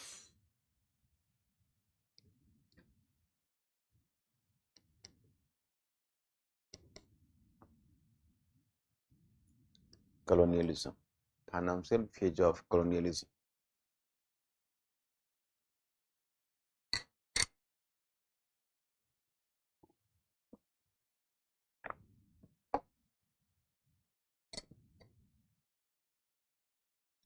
okay. अब पूरे एरा हम लोग कॉलोनियलिज्म का स्टडी करेंगे. इसी में तुम लोगों के पूरे चेंजेस की समझ कॉलोनियलिज्म की हो जाएगी. देखो ये डिवीजन है, जनरल स्टडीज वाले को भी इसी तरह डिवाइड करके पढ़ना चाहिए. फर्क क्या है कि ऑप्शनल वाले को वर्टिकल डिप मारना होगा और प्लस हिस्टोग्राफी का नॉलेज डेवलप करना होगा. जीएस वाले बस हॉरिजॉन्टली देखते हुए निकल जाए, उनका गोटी लाल है. लेकिन डिवीजन यही मांगता है. जो ट्रेडिशनली डिवाइड इंट्रोड्यूशन का रिवोल्ट है, उसको कुछ कनेक्टिविटी याद नहीं रहेगी. देखो इसमें कनेक्टिविटी कैसे बनेगा. अब हम आते हैं फर्स्ट सब पार्ट पर. सब part first diagram.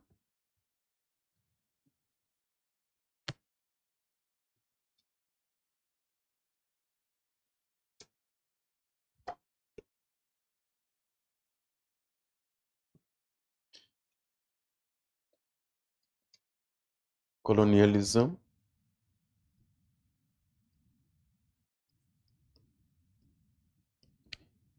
mercantile wage,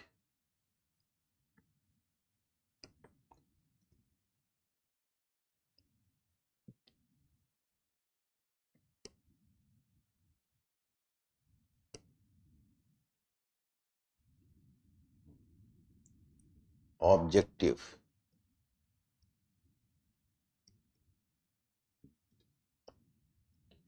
maximize the collection of maximize the collection of revenue,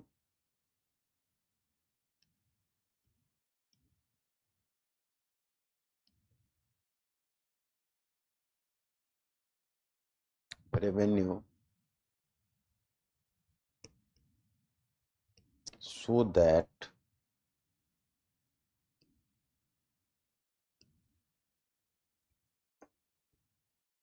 a substantial part of revenue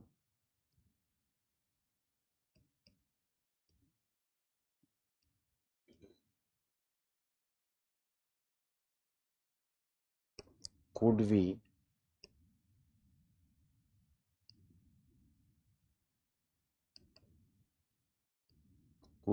invested in trade.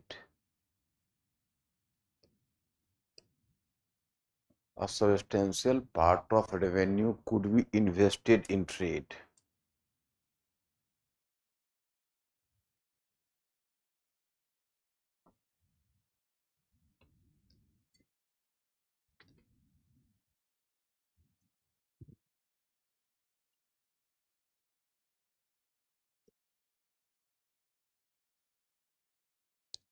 Political policy.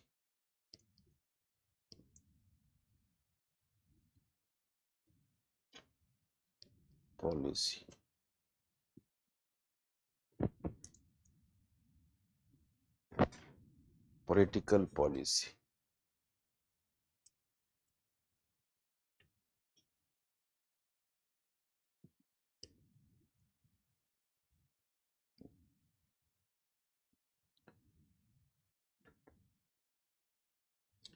The policy of ring fence.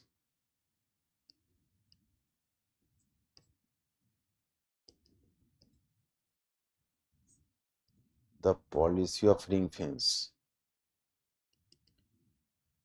In policy of ring fence.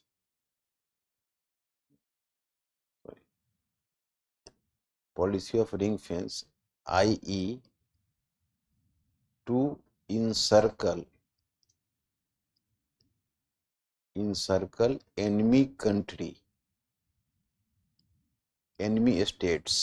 enemy states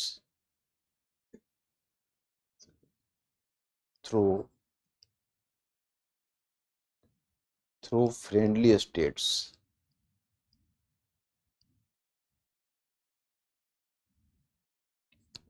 states. Through friendly states.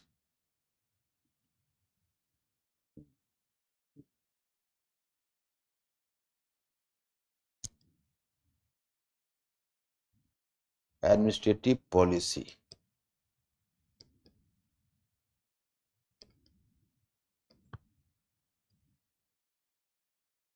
Administrative policy.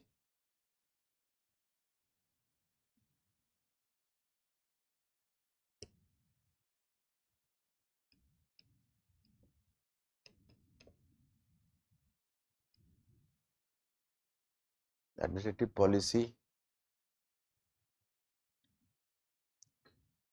to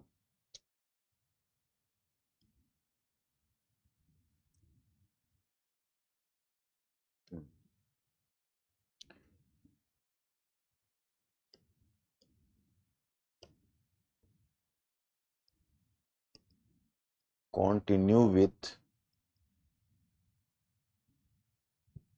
with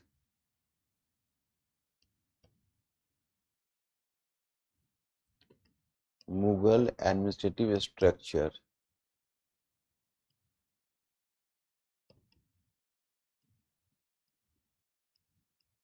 structure with certain modification.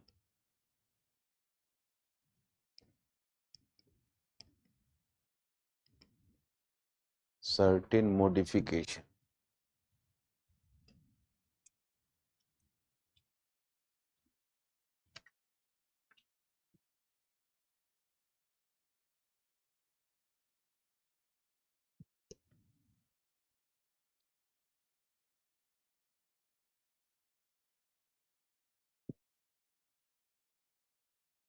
Third, economic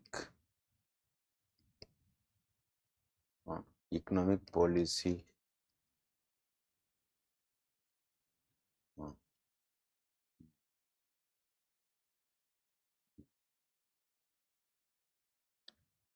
origin of drain of wealth. Origin of drain of wealth.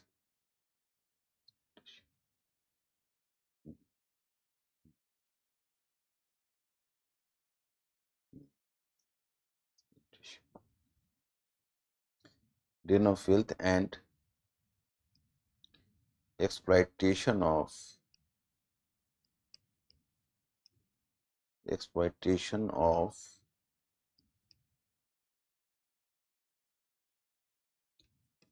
Indian artisans. Exploitation of Indian artisans.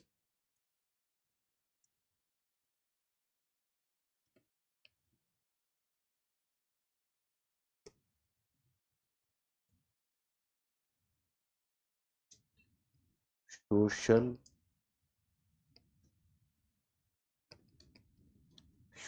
policy. Social policy to maintain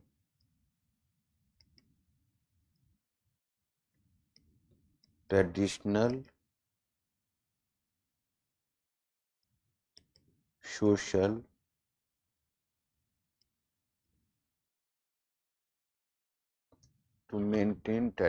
social structure. To maintain traditional social structure.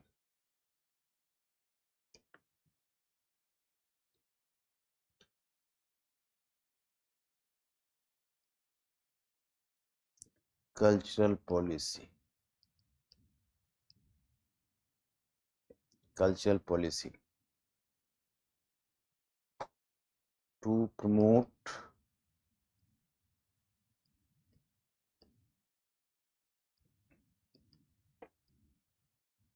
Orientalist ideas.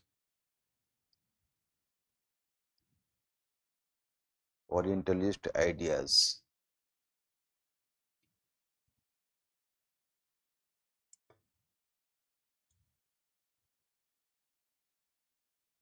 एक चीज mercantilist phase यहाँ पर जो दिया ना, एक चीज missing है here to even mention 1757 to 1813. 1757 to 1813, and then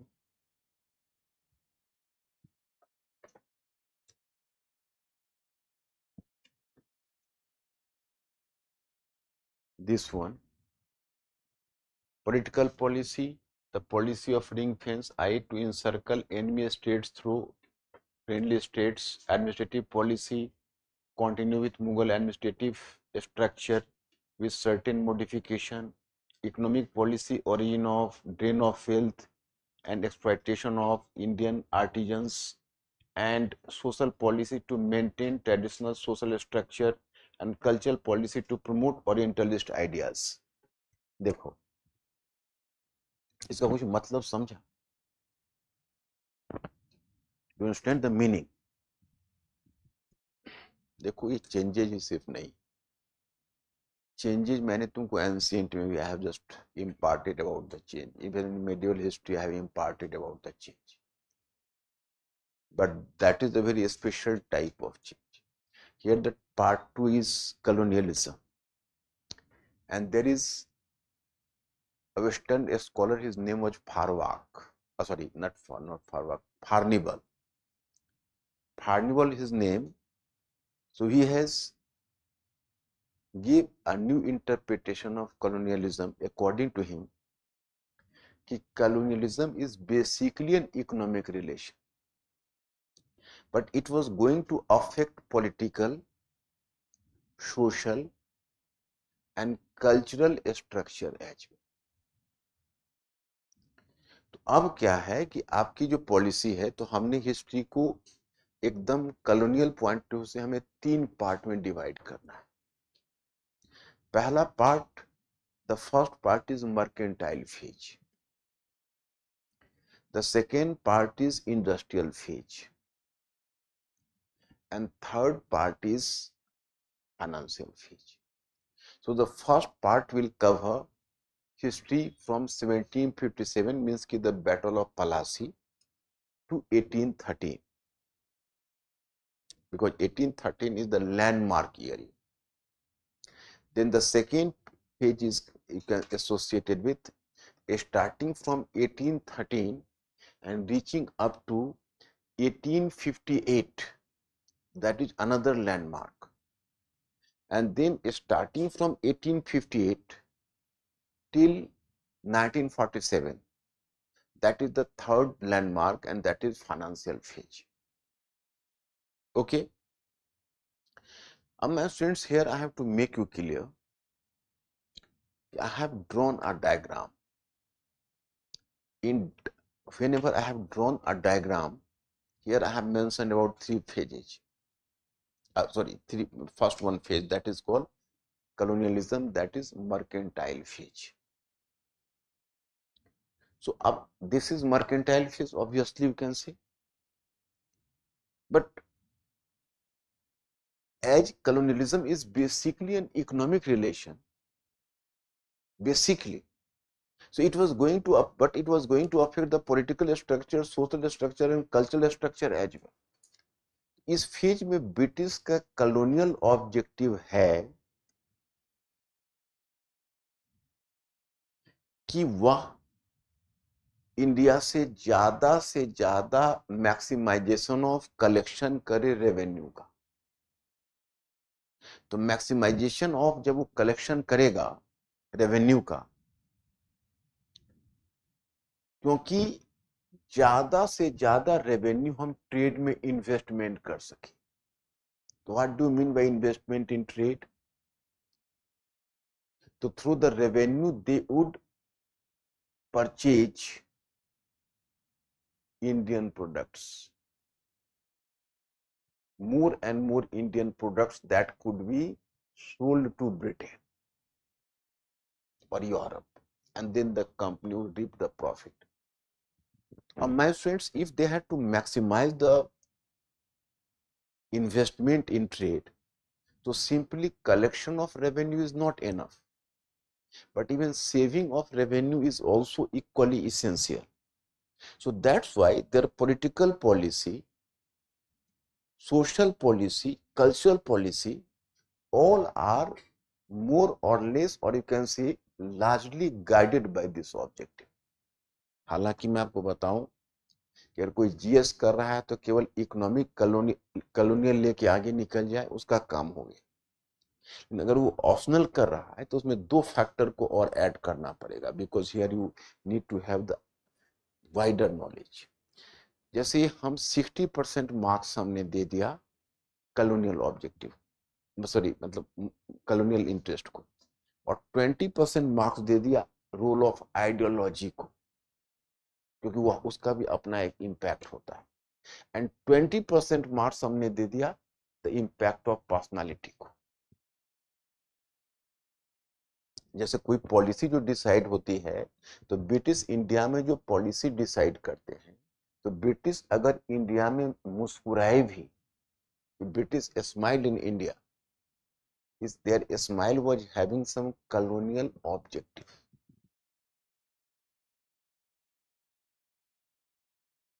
Okay. और कॉलोनियल ऑब्जेक्टिव जब उनका जैसा ऑब्जेक्टिव होगा वैसा पॉलिसी चेंज होगा।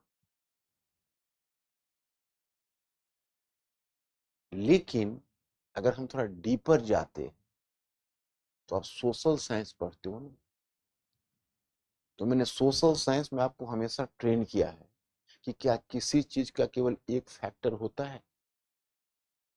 जब सोशल साइंस में आप इंटरप्रिटेशन करते हो तो always you are doing interpretation and more than one factor is mentioned. तुम लोग समझ पा रहे हो कि नहीं? तुम्हारे साइलेंस को मैं रजामंदी मानूं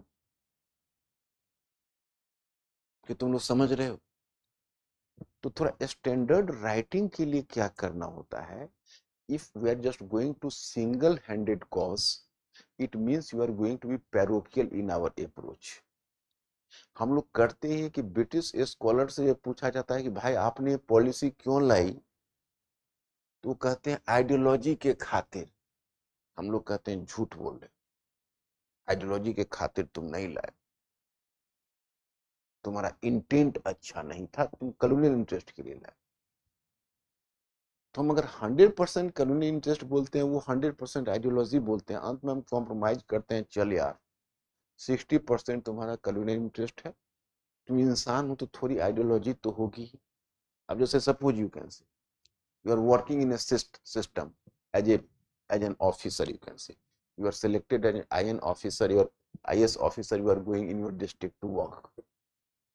You have to work within a system. You are having the limitations. Your power is defined. Your functions are defined. Your role is defined. You cannot go beyond your jurisdiction. क्या चले जाओगे?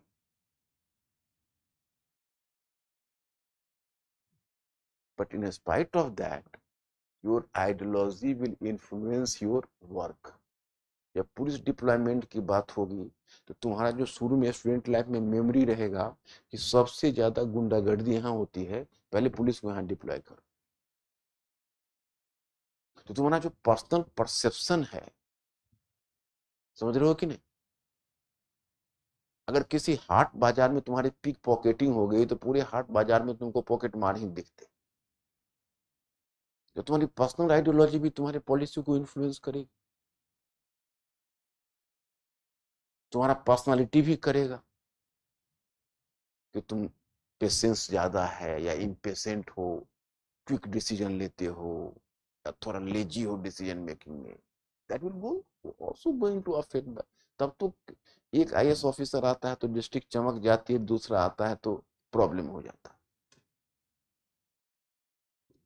तो rule of personality को completely deny कर दे, ठीक नहीं है ना। अगर कॉर्नवालिस आया तो कॉर्नवालिस कॉलोनियल इंटरेस्ट से भी गाइडेड था, but he was coming from a landlord class in Britain, so he was also guided by his ideology was also having some role।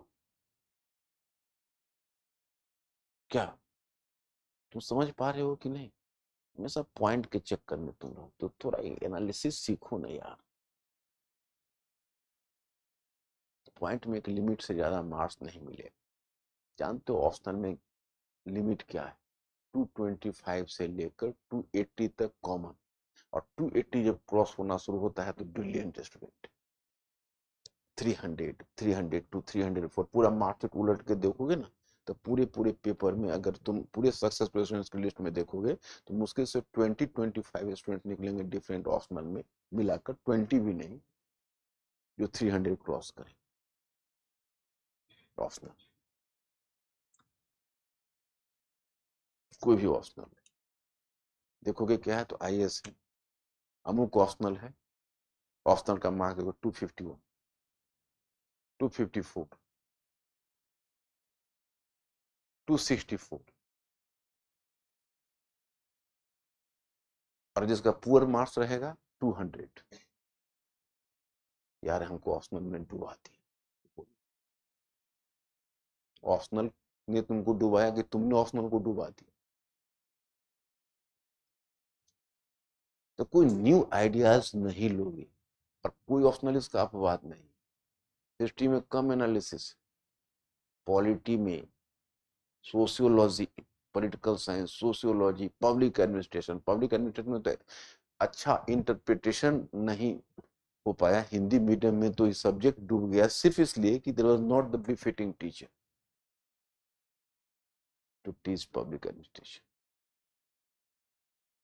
Students could not do at their own.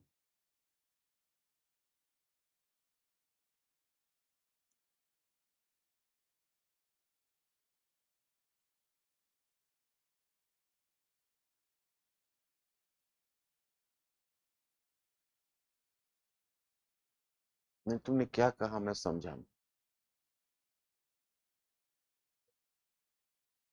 कौन? 3 part में? हाँ हाँ।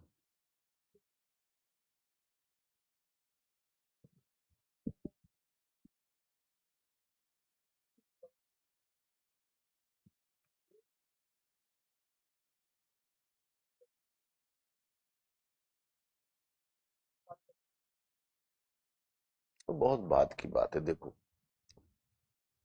तुम्हारा upbringing कैसे हुआ है, तुम किस इलाके से आते हो, ऑल मैटर्स। तो इसको रूल ऑफ पर्सनालिटी में रखो ना। अब कहाँ हम पीछा करें कौन स्कॉटलैंड से आए, कौन वेल्स से आए। Rule of personality is enough. तो 3 फैक्टर हमने लिया। 60% colonial factor, 20% ideological factor, 20% the role of personality that is going to influence all the policy। अब आ जाओ फैक्ट्स के ऊपर। अब हमसे ज्यादा फैक्ट्स किसको याद रहेगा, नहीं तुमसे। 1757 से लेकर 1813 तक आए। After the battle of Buxar 1765 गए। There was the appointment of governors, you know. So between 1765 to 1767, Robert Clive remained to be the governor. No war has taken place in political policy. So actually, the colonial interest was to maximize the collection of revenue and to invest a substantial part of the revenue in trade.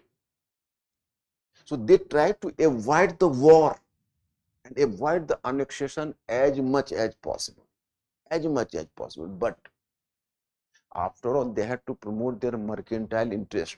So they were compelled to fight the war and to annex some regions. But that was not their choice, their compulsion. Their choice was to avoid the war and to avoid the annexation.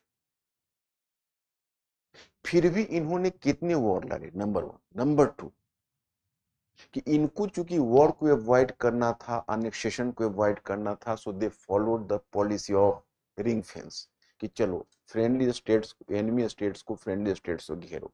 तो even the policy of subsidiary alliance started by Lord Wellesley was guided by this objective.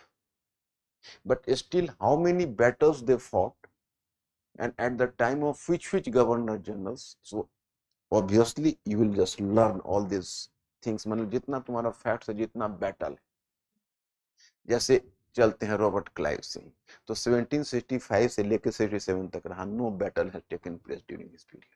So give cross. Come to Verlest, that was his successor between 1767 to 69. He was governor.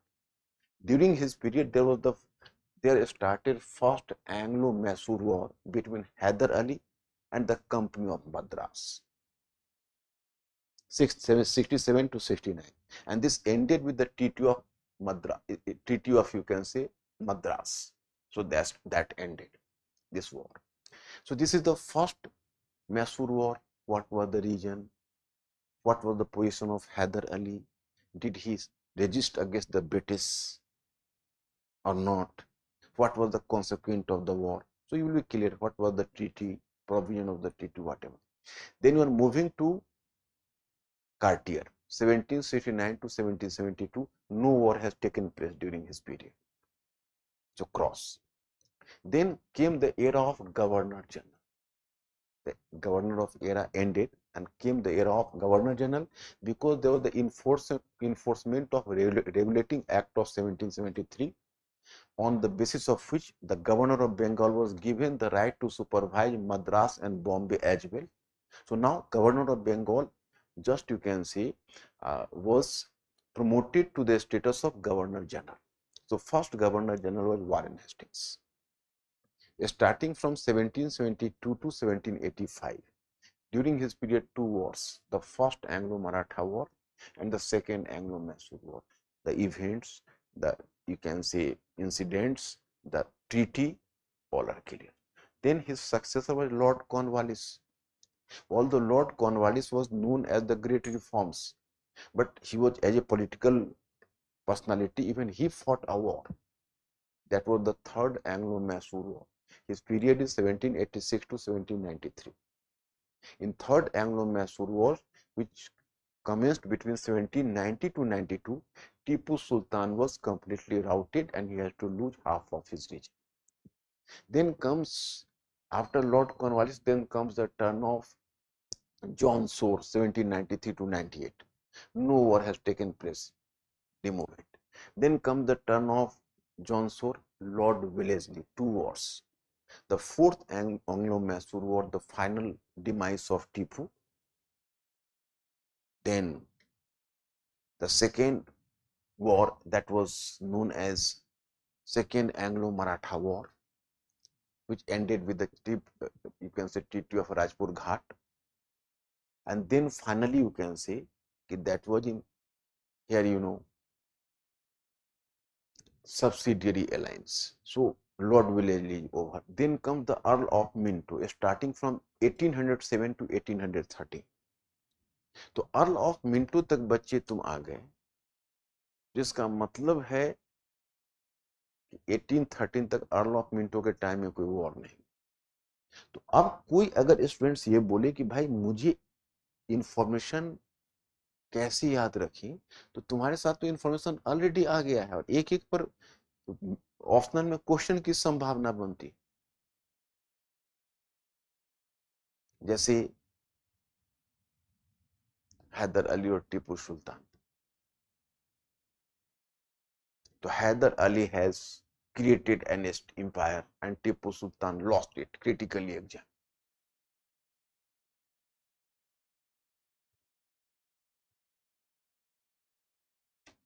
The statement of Lord Cornwallis: you have very successfully crippled our enemy without making our friends too formidable.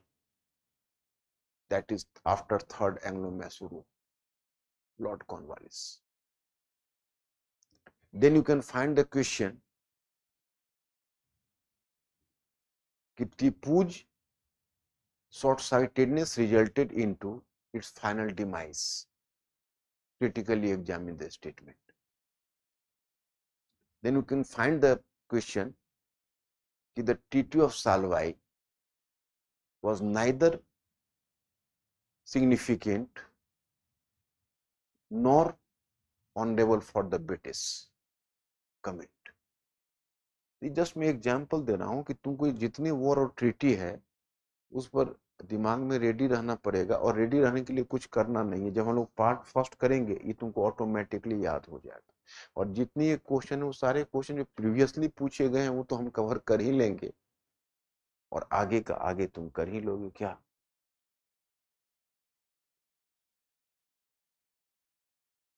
इतना previously कर लेंगे, historiography का insight हो जाएगा तो आगे तुम कर ही लोगे।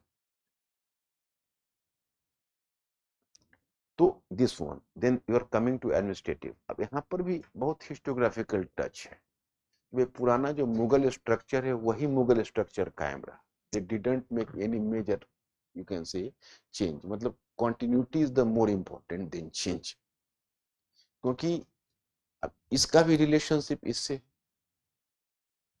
अब देखो यहाँ पर मैंने कहा कि आइडियोलॉजी है जो कहती है कम से कम वॉर करो, रोल ऑफ पर्सनालिटी कहाँ इंपॉर्टेंट हो जाता है कि Lord Wellesley fought too many wars. क्यों?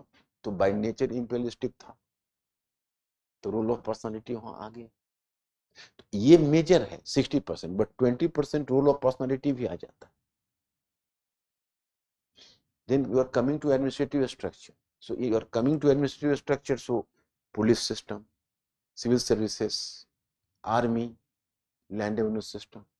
Land revenue system reforms under Warren Hastings, then reformed under Lord Cornwallis. So here you will come to realize कि British didn't pay too much, British company didn't pay too much didn't take too much interest into administrative reforms. Why? So because their objective was very limited, to maximize the revenue and invest the revenue. So why we have to take too much burden of administrative reforms? But still it had to carry some reforms.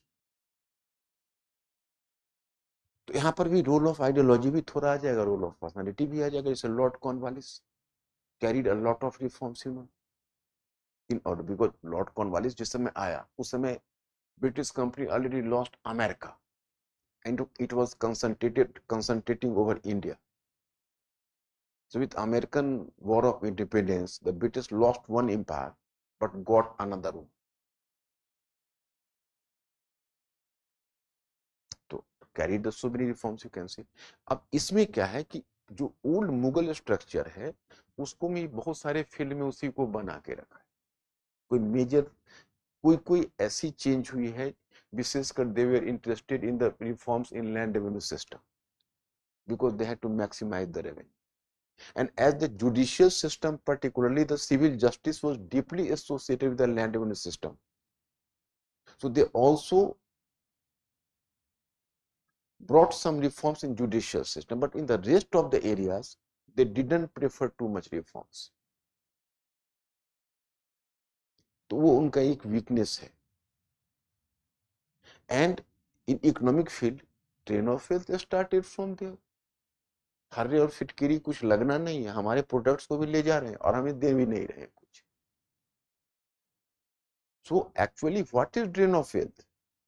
To increase the export over import and to transfer the surplus from India to Britain. That is the phenomenon of drain of wealth, and that started from this period. अब देखो cultural, तो cultural orientalism कि they took interest in the study of Indian past and culture, Indian model, Indian reforms, Indian ideology. They had to maintain the traditional structure in India because they were not having any interest into bringing the change. They didn't take interest into bringing social reforms, because if they are carrying the social reforms, that would definitely irritate Indians without any substantial return. Those social reforms were not going to benefit the British. The social reforms were not going to benefit the British company at all, commercially or otherwise. But the social reforms might have irritated Indians, and they might have antagonized the Indians against the British company. So they didn't take the risk. Sati was burnt alive and they were the mute spectator. मतलब सती system जैसी बुराई को रोकने के लिए कुछ किया नहीं. एंड ओरिएंटलिज्म एक आइडियोलॉजी है, ओरिएंटलिज्म. तो देखो ये तो अलग अलग, ओरिएंटलिज्म कहता है कि take a specific interest into Indian past and culture and to make the serious study of Indian past and the culture. There was the foundation of Asiatic Society of Bengal, etc., etc. तो mainly हम ये कहना चाहते हैं कि तुम लोग डिसजंक्चर्ड पढ़ते हो और हम इंटीग्रेटेड इसको करते हैं. जितनी तुम्हारी एडमिनिस्ट्रेटिव पॉलिसी है, जितनी सोशल पॉलिसी है, जितनी कल्चरल पॉलिसी, तो तुम्हारे दिमाग में एक स्ट्रक्चर बनेगा और याद रहे, और तब तुम करोगे इंटेलेक्चुअल फर्मेंटेशन. बौद्धिक जुगाली का सारा मसाला हम देते, तुमको केवल चबाने के लिए बोलते. चबा पाओगे कि नहीं? और उसके बाद देखो तुमको जितने भी क्वेश्चन है होने, इसमें सबका जो क्रिटिकल आइडिया है, क्योंकि देखो ऑप्शनल जीएस वाले को भी डिवीजन तो चाहिए ही, लेकिन उनको डेप्थ में जानने की जरूरत नहीं. लेकिन जो ऑप्शनल वाले होते हैं उनको डेप्थ में जानने की, क्योंकि आपको एनी एरिया से क्वेश्चन हो कहीं से भी. Orientalism they will ask you कि British Orientalism was guided mainly by Orientalism. The British propagated Orientalism in the British colonial interest. अब इसमें भी देखो हिस्टोग्राफी. हिस्टोग्राफी क्या है? ओरिएंटलिज्म का मतलब ये हुआ उन्होंने हमारे पास्ट एंड कल्चर का स्टडी किया, एशियाटिक सोसाइटी ऑफ बंगाल बनाया, हमारे पुराने टेक्स्ट को खोजा, अर्थशास्त्र भी उन्होंने ही खोजा है, Bhagavad Gita and the different ancient you can say texts were just explored by the British. They translated this text even into English, the Bhagavad Gita, Hitopdesh, Mahabharata and the different sorts of text in Kautilyan अर्थशास्त्र। तो जब इन text को explore कर रहे थे और उन्होंने हमारे पास्ट और कल्चर के इंटरेस्ट में बड़ी इंटरेस्ट लिया, थोड़ा सा तुम इधर अटेंशन दो, you are a serious student but you are getting diverted, what is your problem, I don't know, maybe कि सम प्रॉब्लम में arise, but pay attention to it, क्योंकि अपने क्लास में टोटल तुम लोग से हम वीक में सिर्फ 3 डेज मांगते, वो 3 डेज मेरे नाम कर दो और बाकी सारा दिन तुम लोग का, और फिर तुम देखो तुम्हारा पैराडाइम शिफ्टिंग होती है, तो हमें सेवा का मौका ही नहीं दोगे, सिर्फ एडमिशन लेने से थोड़ा मैं क्वालिफाई करवा।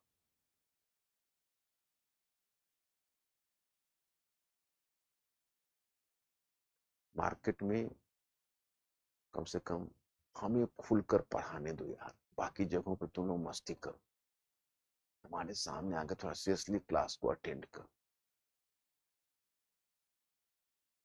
क्योंकि अब तमन्ना कुछ और नहीं, अब लेगेसी छोड़ने की तमन्ना, क्योंकि हमारे एज में तो पढ़ाने वाले अब सब मार्केट से रिटायरमेंट ले, लेकिन हम अपना सक्सेसर जब तक नहीं पैदा कर देते तब तक रिटायरमेंट लेंगे तो एक गैप हो जाए, no one will fill it up.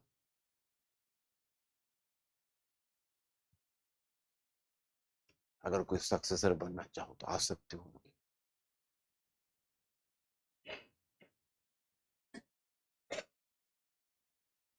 Basically नेता है,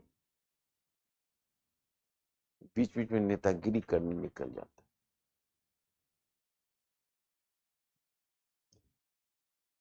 तो एक्चुअली हम आपसे ये जानना चाहते हैं कि भाई हमारी पास्ट एंड कल्चर को बड़ा इंटरेस्ट से पढ़ रहे हैं, हमारी अतीत में इतने सारे इंटरेस्ट ले रहे हैं, तो हमारे लिए भला कर रहे हैं या बुरा कर रहे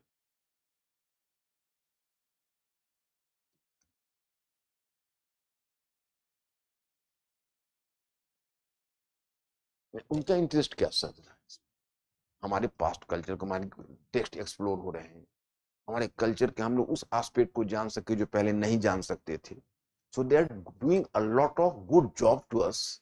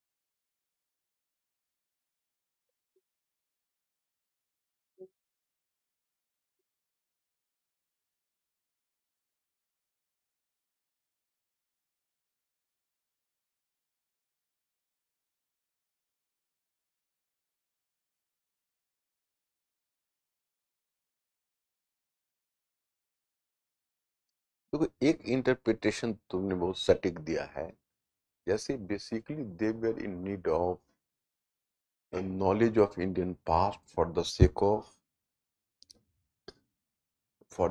of not efficient administration but efficient colonial administration, कि हम ज्यादा सांप भी मर जाए लाठी भी ना टूटे, हम इंडिया से मैक्सिमाइज भी कर लें प्रॉफिट को और इंडियंस को डिस्प्लीजर भी ना हो, तो हम उनके अनुसार, उनके ट्रेडिशन और कस्टम के अनुसार उनको रूल करें ताकि वो ज्यादा कंफर्टेबल रहे। That is the one factor. Second one factor was that they harmed us in many ways. First of all, they misinterpreted in our past and culture. अब suppose you can say we are not having the knowledge of our great grandfather. If someone is just going to tell you, do you know about your great grandfather? I am having a lot of research on your great grandfather. You are enthusiastically, yes, yes. What is? Your great grandfather was a very tall personality and he was very handsome. You are taking my side, yes. But he was very selfish person. You are just going to selfish and slightly cowardice as well. And slightly lazy as well. तो अब तुम अपने great grandfather के बारे में वही idea form कर रहे हो जो उस मैन ने फॉर्म करवा दिया और बाद में पता चलता है कि रे भाई सब तो उल्टा सुल्टा बताया हो। तो दो कारणों से उल्टा सुल्टा बताया हुआ। क्यों? एक तो हमारे पास्ट एंड कल्चर की समझ उन्हें नहीं थी, तो वो एक समझते नहीं थे। दूसरा, उन्होंने इंटरप्रेटर के रूप में ले लिया ब्राह्मण्स को, तो डबल फिल्टर्ड हो गया।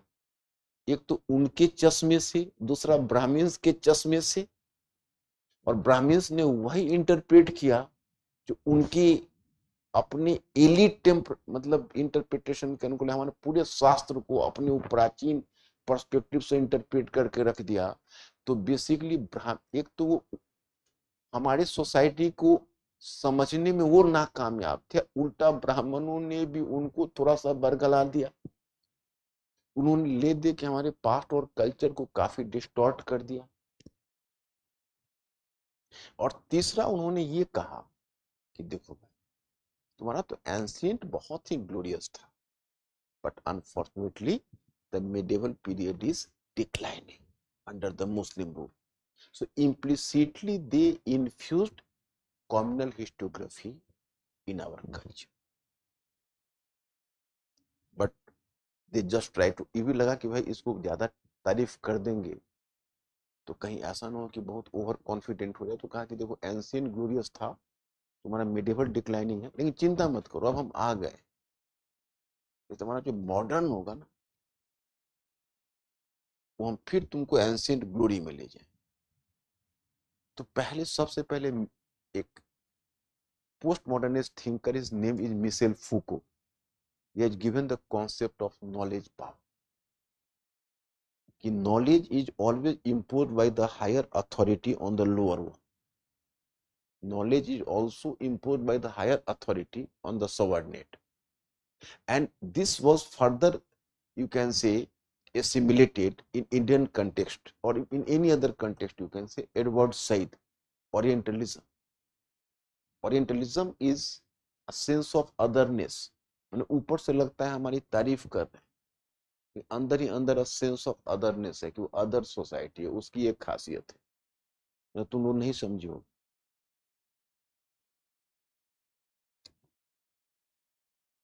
ये थोड़ा एब्स्ट्रैक्ट हो गया है ना, थोड़ा कंक्रीट बना दो इसको। कुछ बोलते नहीं हो तो विभ्रम की स्थिति में हो, बहुत मुश्किल से तुमने ठीक है। सुनने के लिए धन्यवाद। जैसे 5 स्टार होटल में 2 gentlemen have went into the 5 star hotel. They are just, you can say, directors of some company, but some rustic people from the countryside have entered into the 5 star. Possibly someone has financed him. Dhoti clad man, very, you can say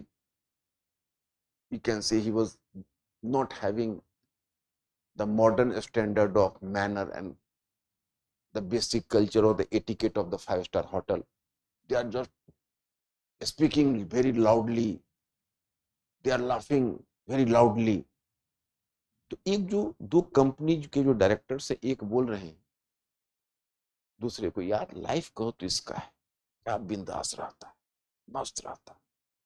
एक अपने लोगों को देखो, जब मुस्कुराना भी हो तो चेहरे को मुरझा के रखना पड़ता है, जब रोने की इच्छा हो तो मुस्कुराना पड़ता है, अरे अपना का कोई लाइफ है। तो दूसरा ने कहा भाई तुम्हें क्या करना है, तुम भी बिंदास हो जाओ, start laughing, start to speak loudly just like him.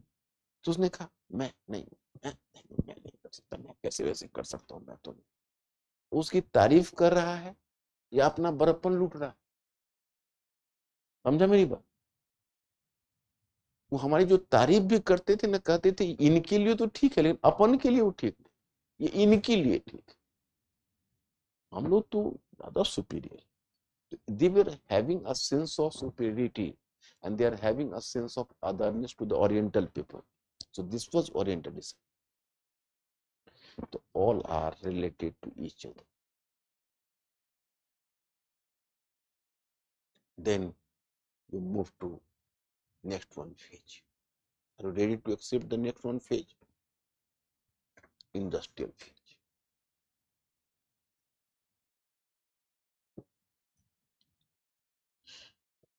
बस इंडस्ट्रियल फेज पर ही जाके छोड़ देंगे, तुम लोगों को सैंपल दिखाना था कि मेंटली प्रिपेयर्ड हो। ये तो हमारा चलेगा पोस्ट इंडिपेंडेंस तक इसी तरह इंटीग्रेटेड। अप्रोच का अंतर समझ में आया ना? अब तुम्हारा बुक क्या हो जाएगा पता है? अब तुम अपने बुक को रिफॉर्मुलेट इस आधार पर करोगे, मेरा बुकलेट जो रिफॉर्मुलेट है, इसलिए तुम बुक पढ़ोगे बाद में, तुम हमारे वाले एसिमुलेट करोगे और जहां भी तुम पढ़ोगे उसको ऐसे इंटीग्रेट करके पढ़ो। Are you getting this point? मैंने बुक ही रिफॉर्मुलेट हो जाएगा। अकेला कोई टॉपिक नहीं पढ़ना है, करंट भी तुम पढ़ते हो अकेला नहीं पढ़ना है, स्ट्रक्चर बनाओ डालो।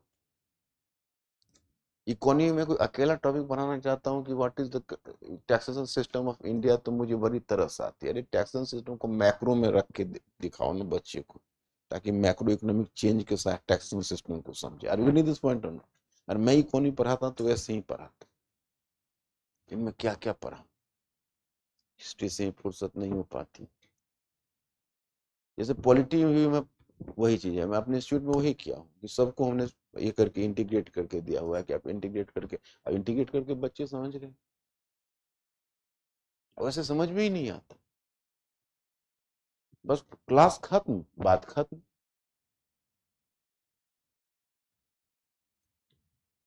तो इन पोस्ट इंडिपेंडेंस तक तो मैंने इसी तरह तुम लोगों को कर दिया। एंशियंट भी पढ़ाऊंगा, वो भी इंटीग्रेटेड, मेडिवल भी पढ़ाऊंगा इंटीग्रेटेड, हिस्टोग्राफी का भी टच दूंगा। और इन्फॉर्मेशन इन्फॉर्मेशन तुम्हारे इतना किसी को याद ही नहीं होगा। इंटीग्रेटेड में automatically you just learn the art of how to assimilate the things. Industrial phase. This is the last one. I'll just show you because even the time is going to be. Oh, अच्छा time is with. तो industrial का diagram बना देता हूँ, थोड़ा समझा देता हूँ क्या।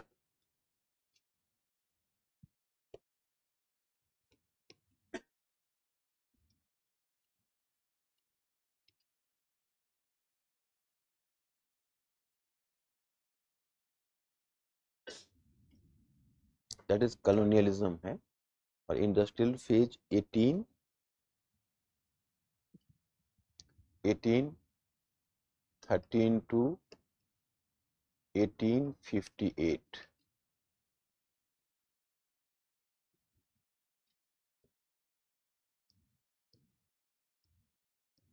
Objective to create India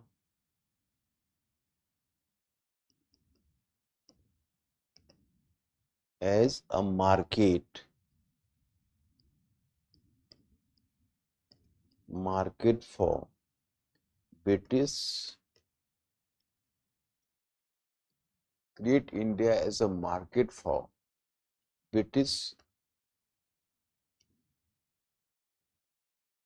manufactured products and supplier of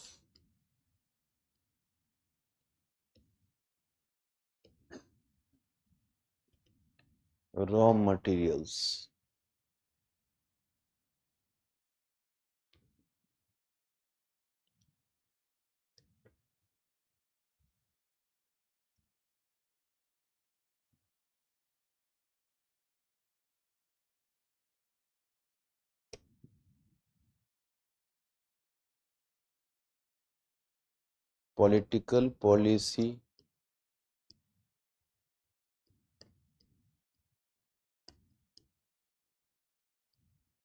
political policy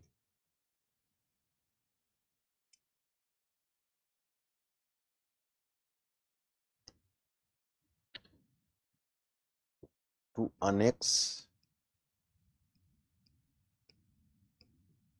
more and more states, to annex more and more states, and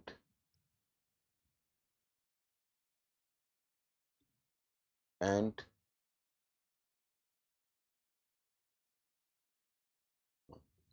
and to promote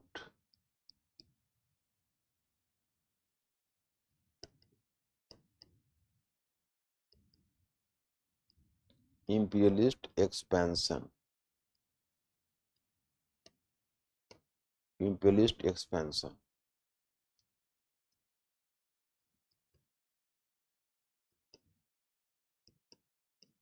Administrative policy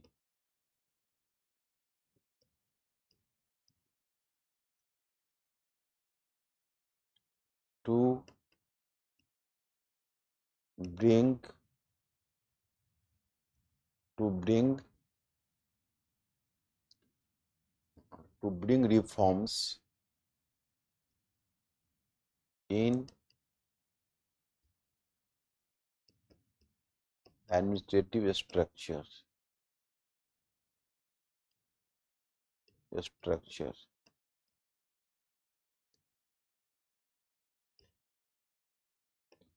Economic policy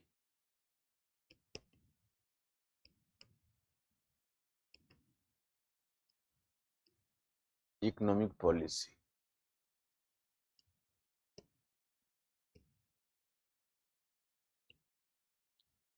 economic policy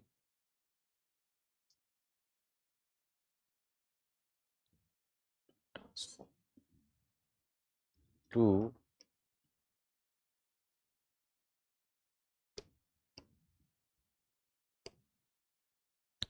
economic policy to transform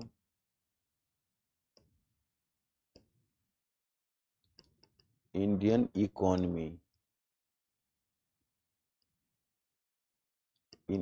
economy in bit in the interest of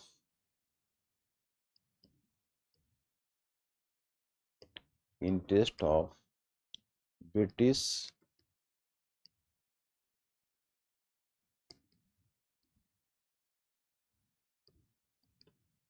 industrial capitalism.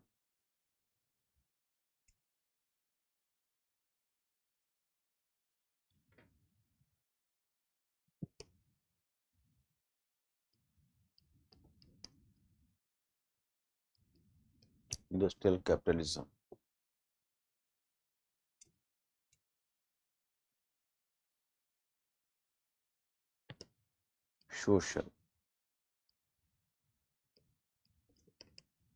Social policy to bring social reforms and English education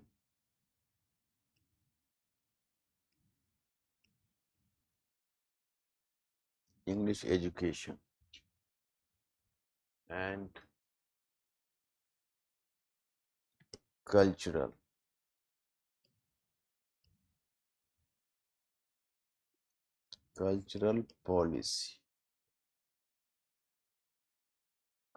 policy liberal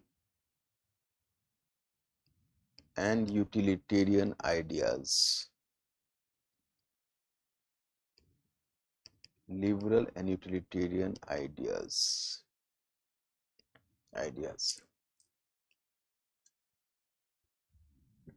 liberal and utilitarian ideas. Sorry, ये लिख लिया है. भूल गया।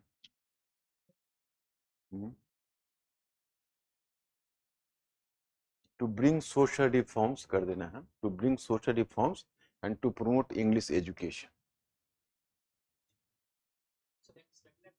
ये बोला, ये,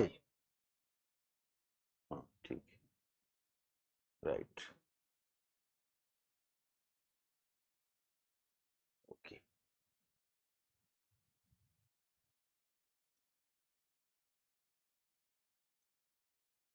ten minutes में मैं इसको ब्रीफ कर देता हूँ, just 1 minute.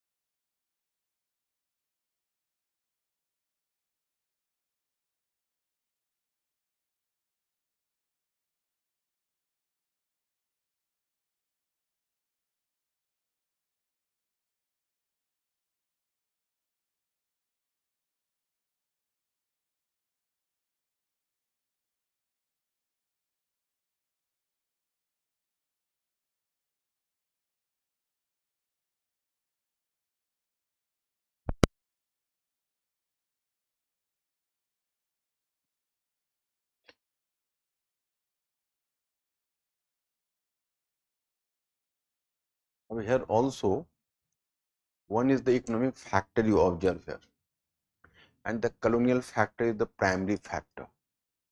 The colonial interest is the primary interest, because the colonial interest is the basic relation is the colonial one.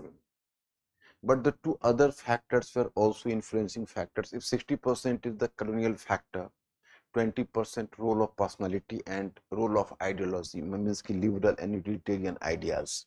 They are just advocating for the changes.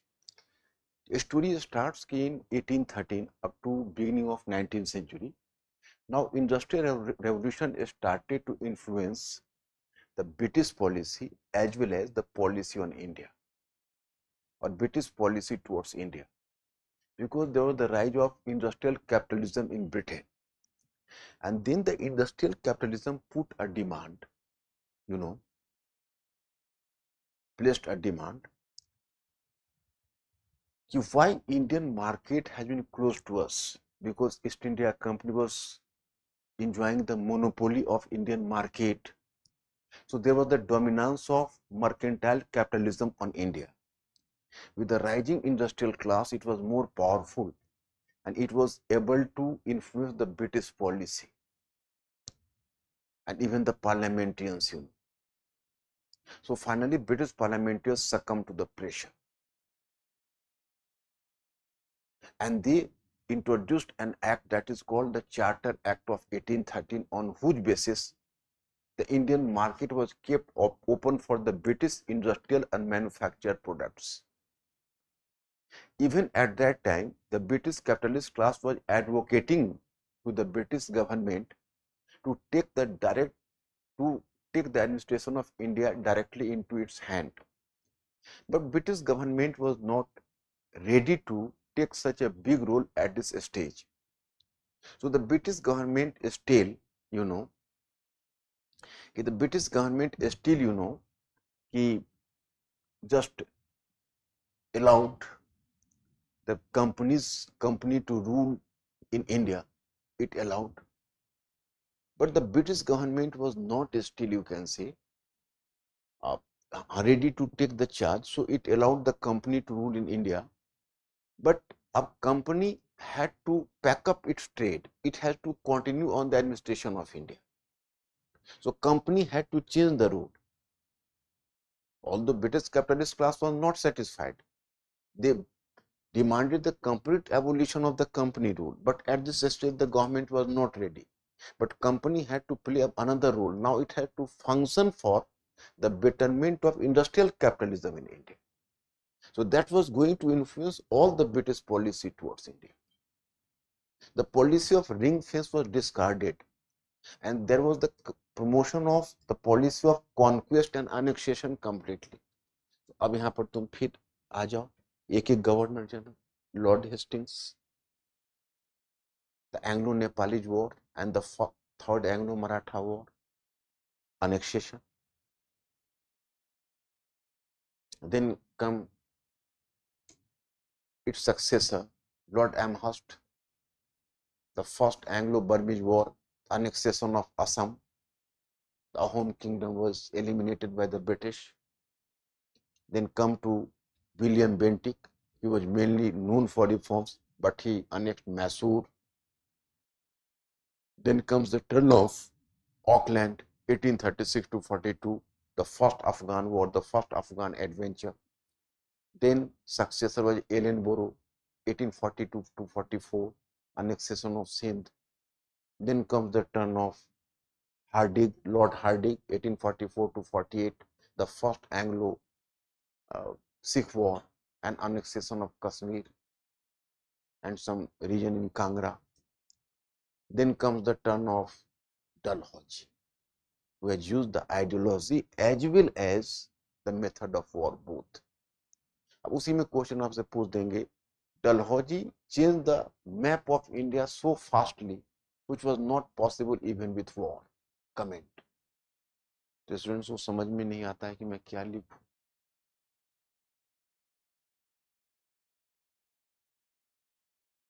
Okay. So administrative policy, up wide extent reforms, the legal reforms, Macaulay system, the Macaulay code.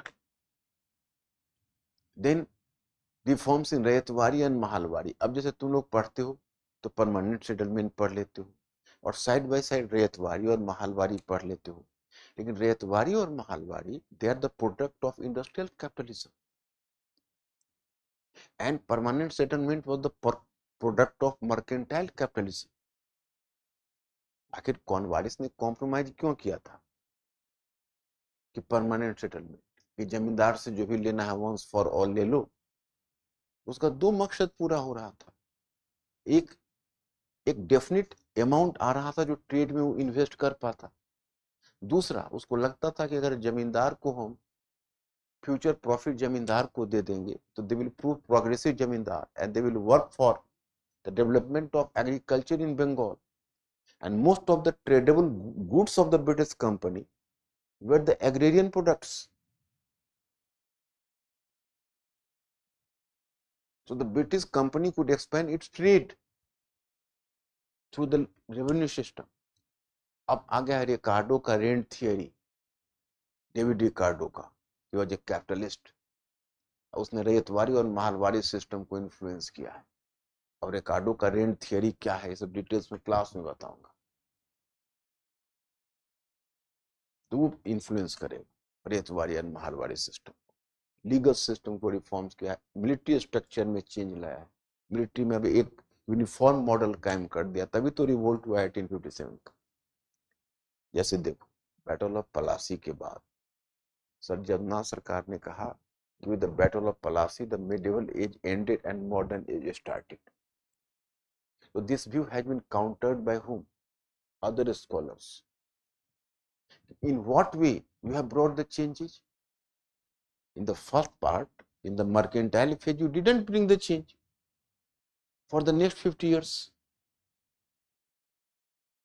Rather, the loot of Bengal started after the Battle of Plassey. So why modernization? इस phase में British claim करते हैं modernise करने, क्योंकि उन्होंने legal system को reforms किया, बाकी सिस्टम को रिफॉर्म्स किया. इकोनॉमी में देखो, कमर्शियलाइजेशन ऑफ एग्रीकल्चर. उनको कैश क्रॉप्स चाहिए था, उनको ग्रेन्स चाहिए था. They needed raw materials for their industries. they opened the market for British manufactured goods, so there was the decline of handicrafts industries and there was deindustrialization in India. But there is the debate कि how far India was deindustrialized. GS में तो सीधे deindustrialization बोल देते हैं, optional में debate discuss करना पड़ता है historiographical point of view. Role of railways, modern telegraph and transportation, all transformation you can see. अभी सोसाइटी में चेंज वो क्यों कर रहे हैं? तो सोसाइटी में चेंज इसलिए कर रहे हैं कि so far as they are not going to bring Indians from their traditional mode, Indians would not accept the modern education, and then they could not produce a type of Indians which could be Indians in blood and complexion, but British in taste, temperament and morality, and that will work as the market for British manufactured products. And जो liberal utilitarians है, they are talking about change. Orientalism was talking about continuity and tradition. They are talking about change, क्योंकि change required है इसके लिए. तो इसकी अच्छा ये भी रिफॉर्म्स की बात कर रहा है, तो 3 फैक्टर यहाँ काम कर रहा है. एक 60% ये, 20% ये और 20% पर्सनालिटी. तो इस सब पर क्वेश्चन है, सब पर हिस्टोग्राफिकल डिबेट है, जो मैं रेगुलर क्लास में आपको बताऊं. तो आपको मेंटली प्रिपेयर्ड हो जाना है कि आपको इस तरीके से पढ़, जैसे वर्ल्ड हिस्ट्री में आपने इंटीग्रेटेड पढ़ा है ना, तो इस तरह से अब देखो, अब आगे का तुम्हारे साथ कुछ प्लान करना है और उसमें तुम लोगों का थोड़ा सा कोऑपरेशन चाहिए. मुझे 5 क्लासेस वर्ल्ड हिस्ट्री में और लगेंगे. तो कल क्या है कि कल मुखर्जी नगर में एक बहुत बड़ा मतलब प्रोग्राम है, वहाँ कुछ एंड अनअवॉइडेबल है, वहाँ मेरा प्रेजेंस जरूरी है. तो actually I shall be there. तो कल मैं क्लास नहीं ले पाऊंगा और मैं प्लान कर रहा हूँ सैटरडे और संडे दोनों दिन कंसेक्यूटिवली वर्ल्ड हिस्ट्री का क्लास ले. तो 2 दिन इधर हो जाएगा और 3 दिन अगले वीक में हो जाएगा. Then I will start in. तो उसमें तुम लोगों का कोऑपरेशन रहेगा. तुम तो वैसे भी गायब हो जाती हो, कल 2 दिन रहोगी. अपडेटेड है, लेकिन ऑनलाइन से काम नहीं चलेगा ना. ऑनलाइन में मुझे मजा नहीं आता, कुछ बच्चों का फेस दिखे तब तो मजा आता. क्या सेम टू सेम टाइमिंग में हम कोई छेड़छाड़ नहीं करते. टाइमिंग हमारा प्रॉमिस है कि एक बार टाइमिंग फिक्स कर दिया तो हम टाइमिंग में छेड़छाड़ नहीं करते. जिस टाइमिंग में मैंने तुम्हारा एडमिशन लिया है उसी टाइमिंग को हम बरकरार रखेंगे. बहुत लोग छेड़ देते हैं कि आप आ जाइए 2 बजे, और फिर स्टूडेंट चिल्लाते रहते हैं, मैनेजमेंट कान में तेल दे के बैठ जाते. तो मुझे ये नहीं, ब्रीच ऑफ कॉन्टैक्ट कुछ नहीं, जो मैंने तुमको कहा है वो टाइम रहे. 5:30 on Saturday, 5:30 on Sunday. Okay. क्योंकि देखो एक्चुअली है क्या कि न चाहते हुए दीपावली और छठ में छुट्टी हो ही जाती है. मुखर्जी नगर में भी हो जाती है, यहाँ भी. मेरा दिल्ली का एक्सपीरियंस ये है कि अब उसमें अगर अभी छुट्टी करेंगे तो फिर बहुत सारा हॉलीडेज अब निकल जाएगा. और इंडिया फेस्टिवल का वैसे भी country of festivals you know. And Deepavali के टाइम में मुझे भी थोड़ा सा यूरोप का ट्रिप है, थोड़ा सा मैं 2-4 दिन उधर इंगेज रहूंगा. तो इधर मैं चाहता हूँ मेकअप कर लूँ इस चीजों को, है ना. तो you people have to. Okay, good night. ये बुकलेट, सॉरी, इस बुकलेट को तुम लोग फॉलो करोगे थॉरोली. यही बुकलेट फिलहाल रहेगा तुम लोगों के साथ, है ना.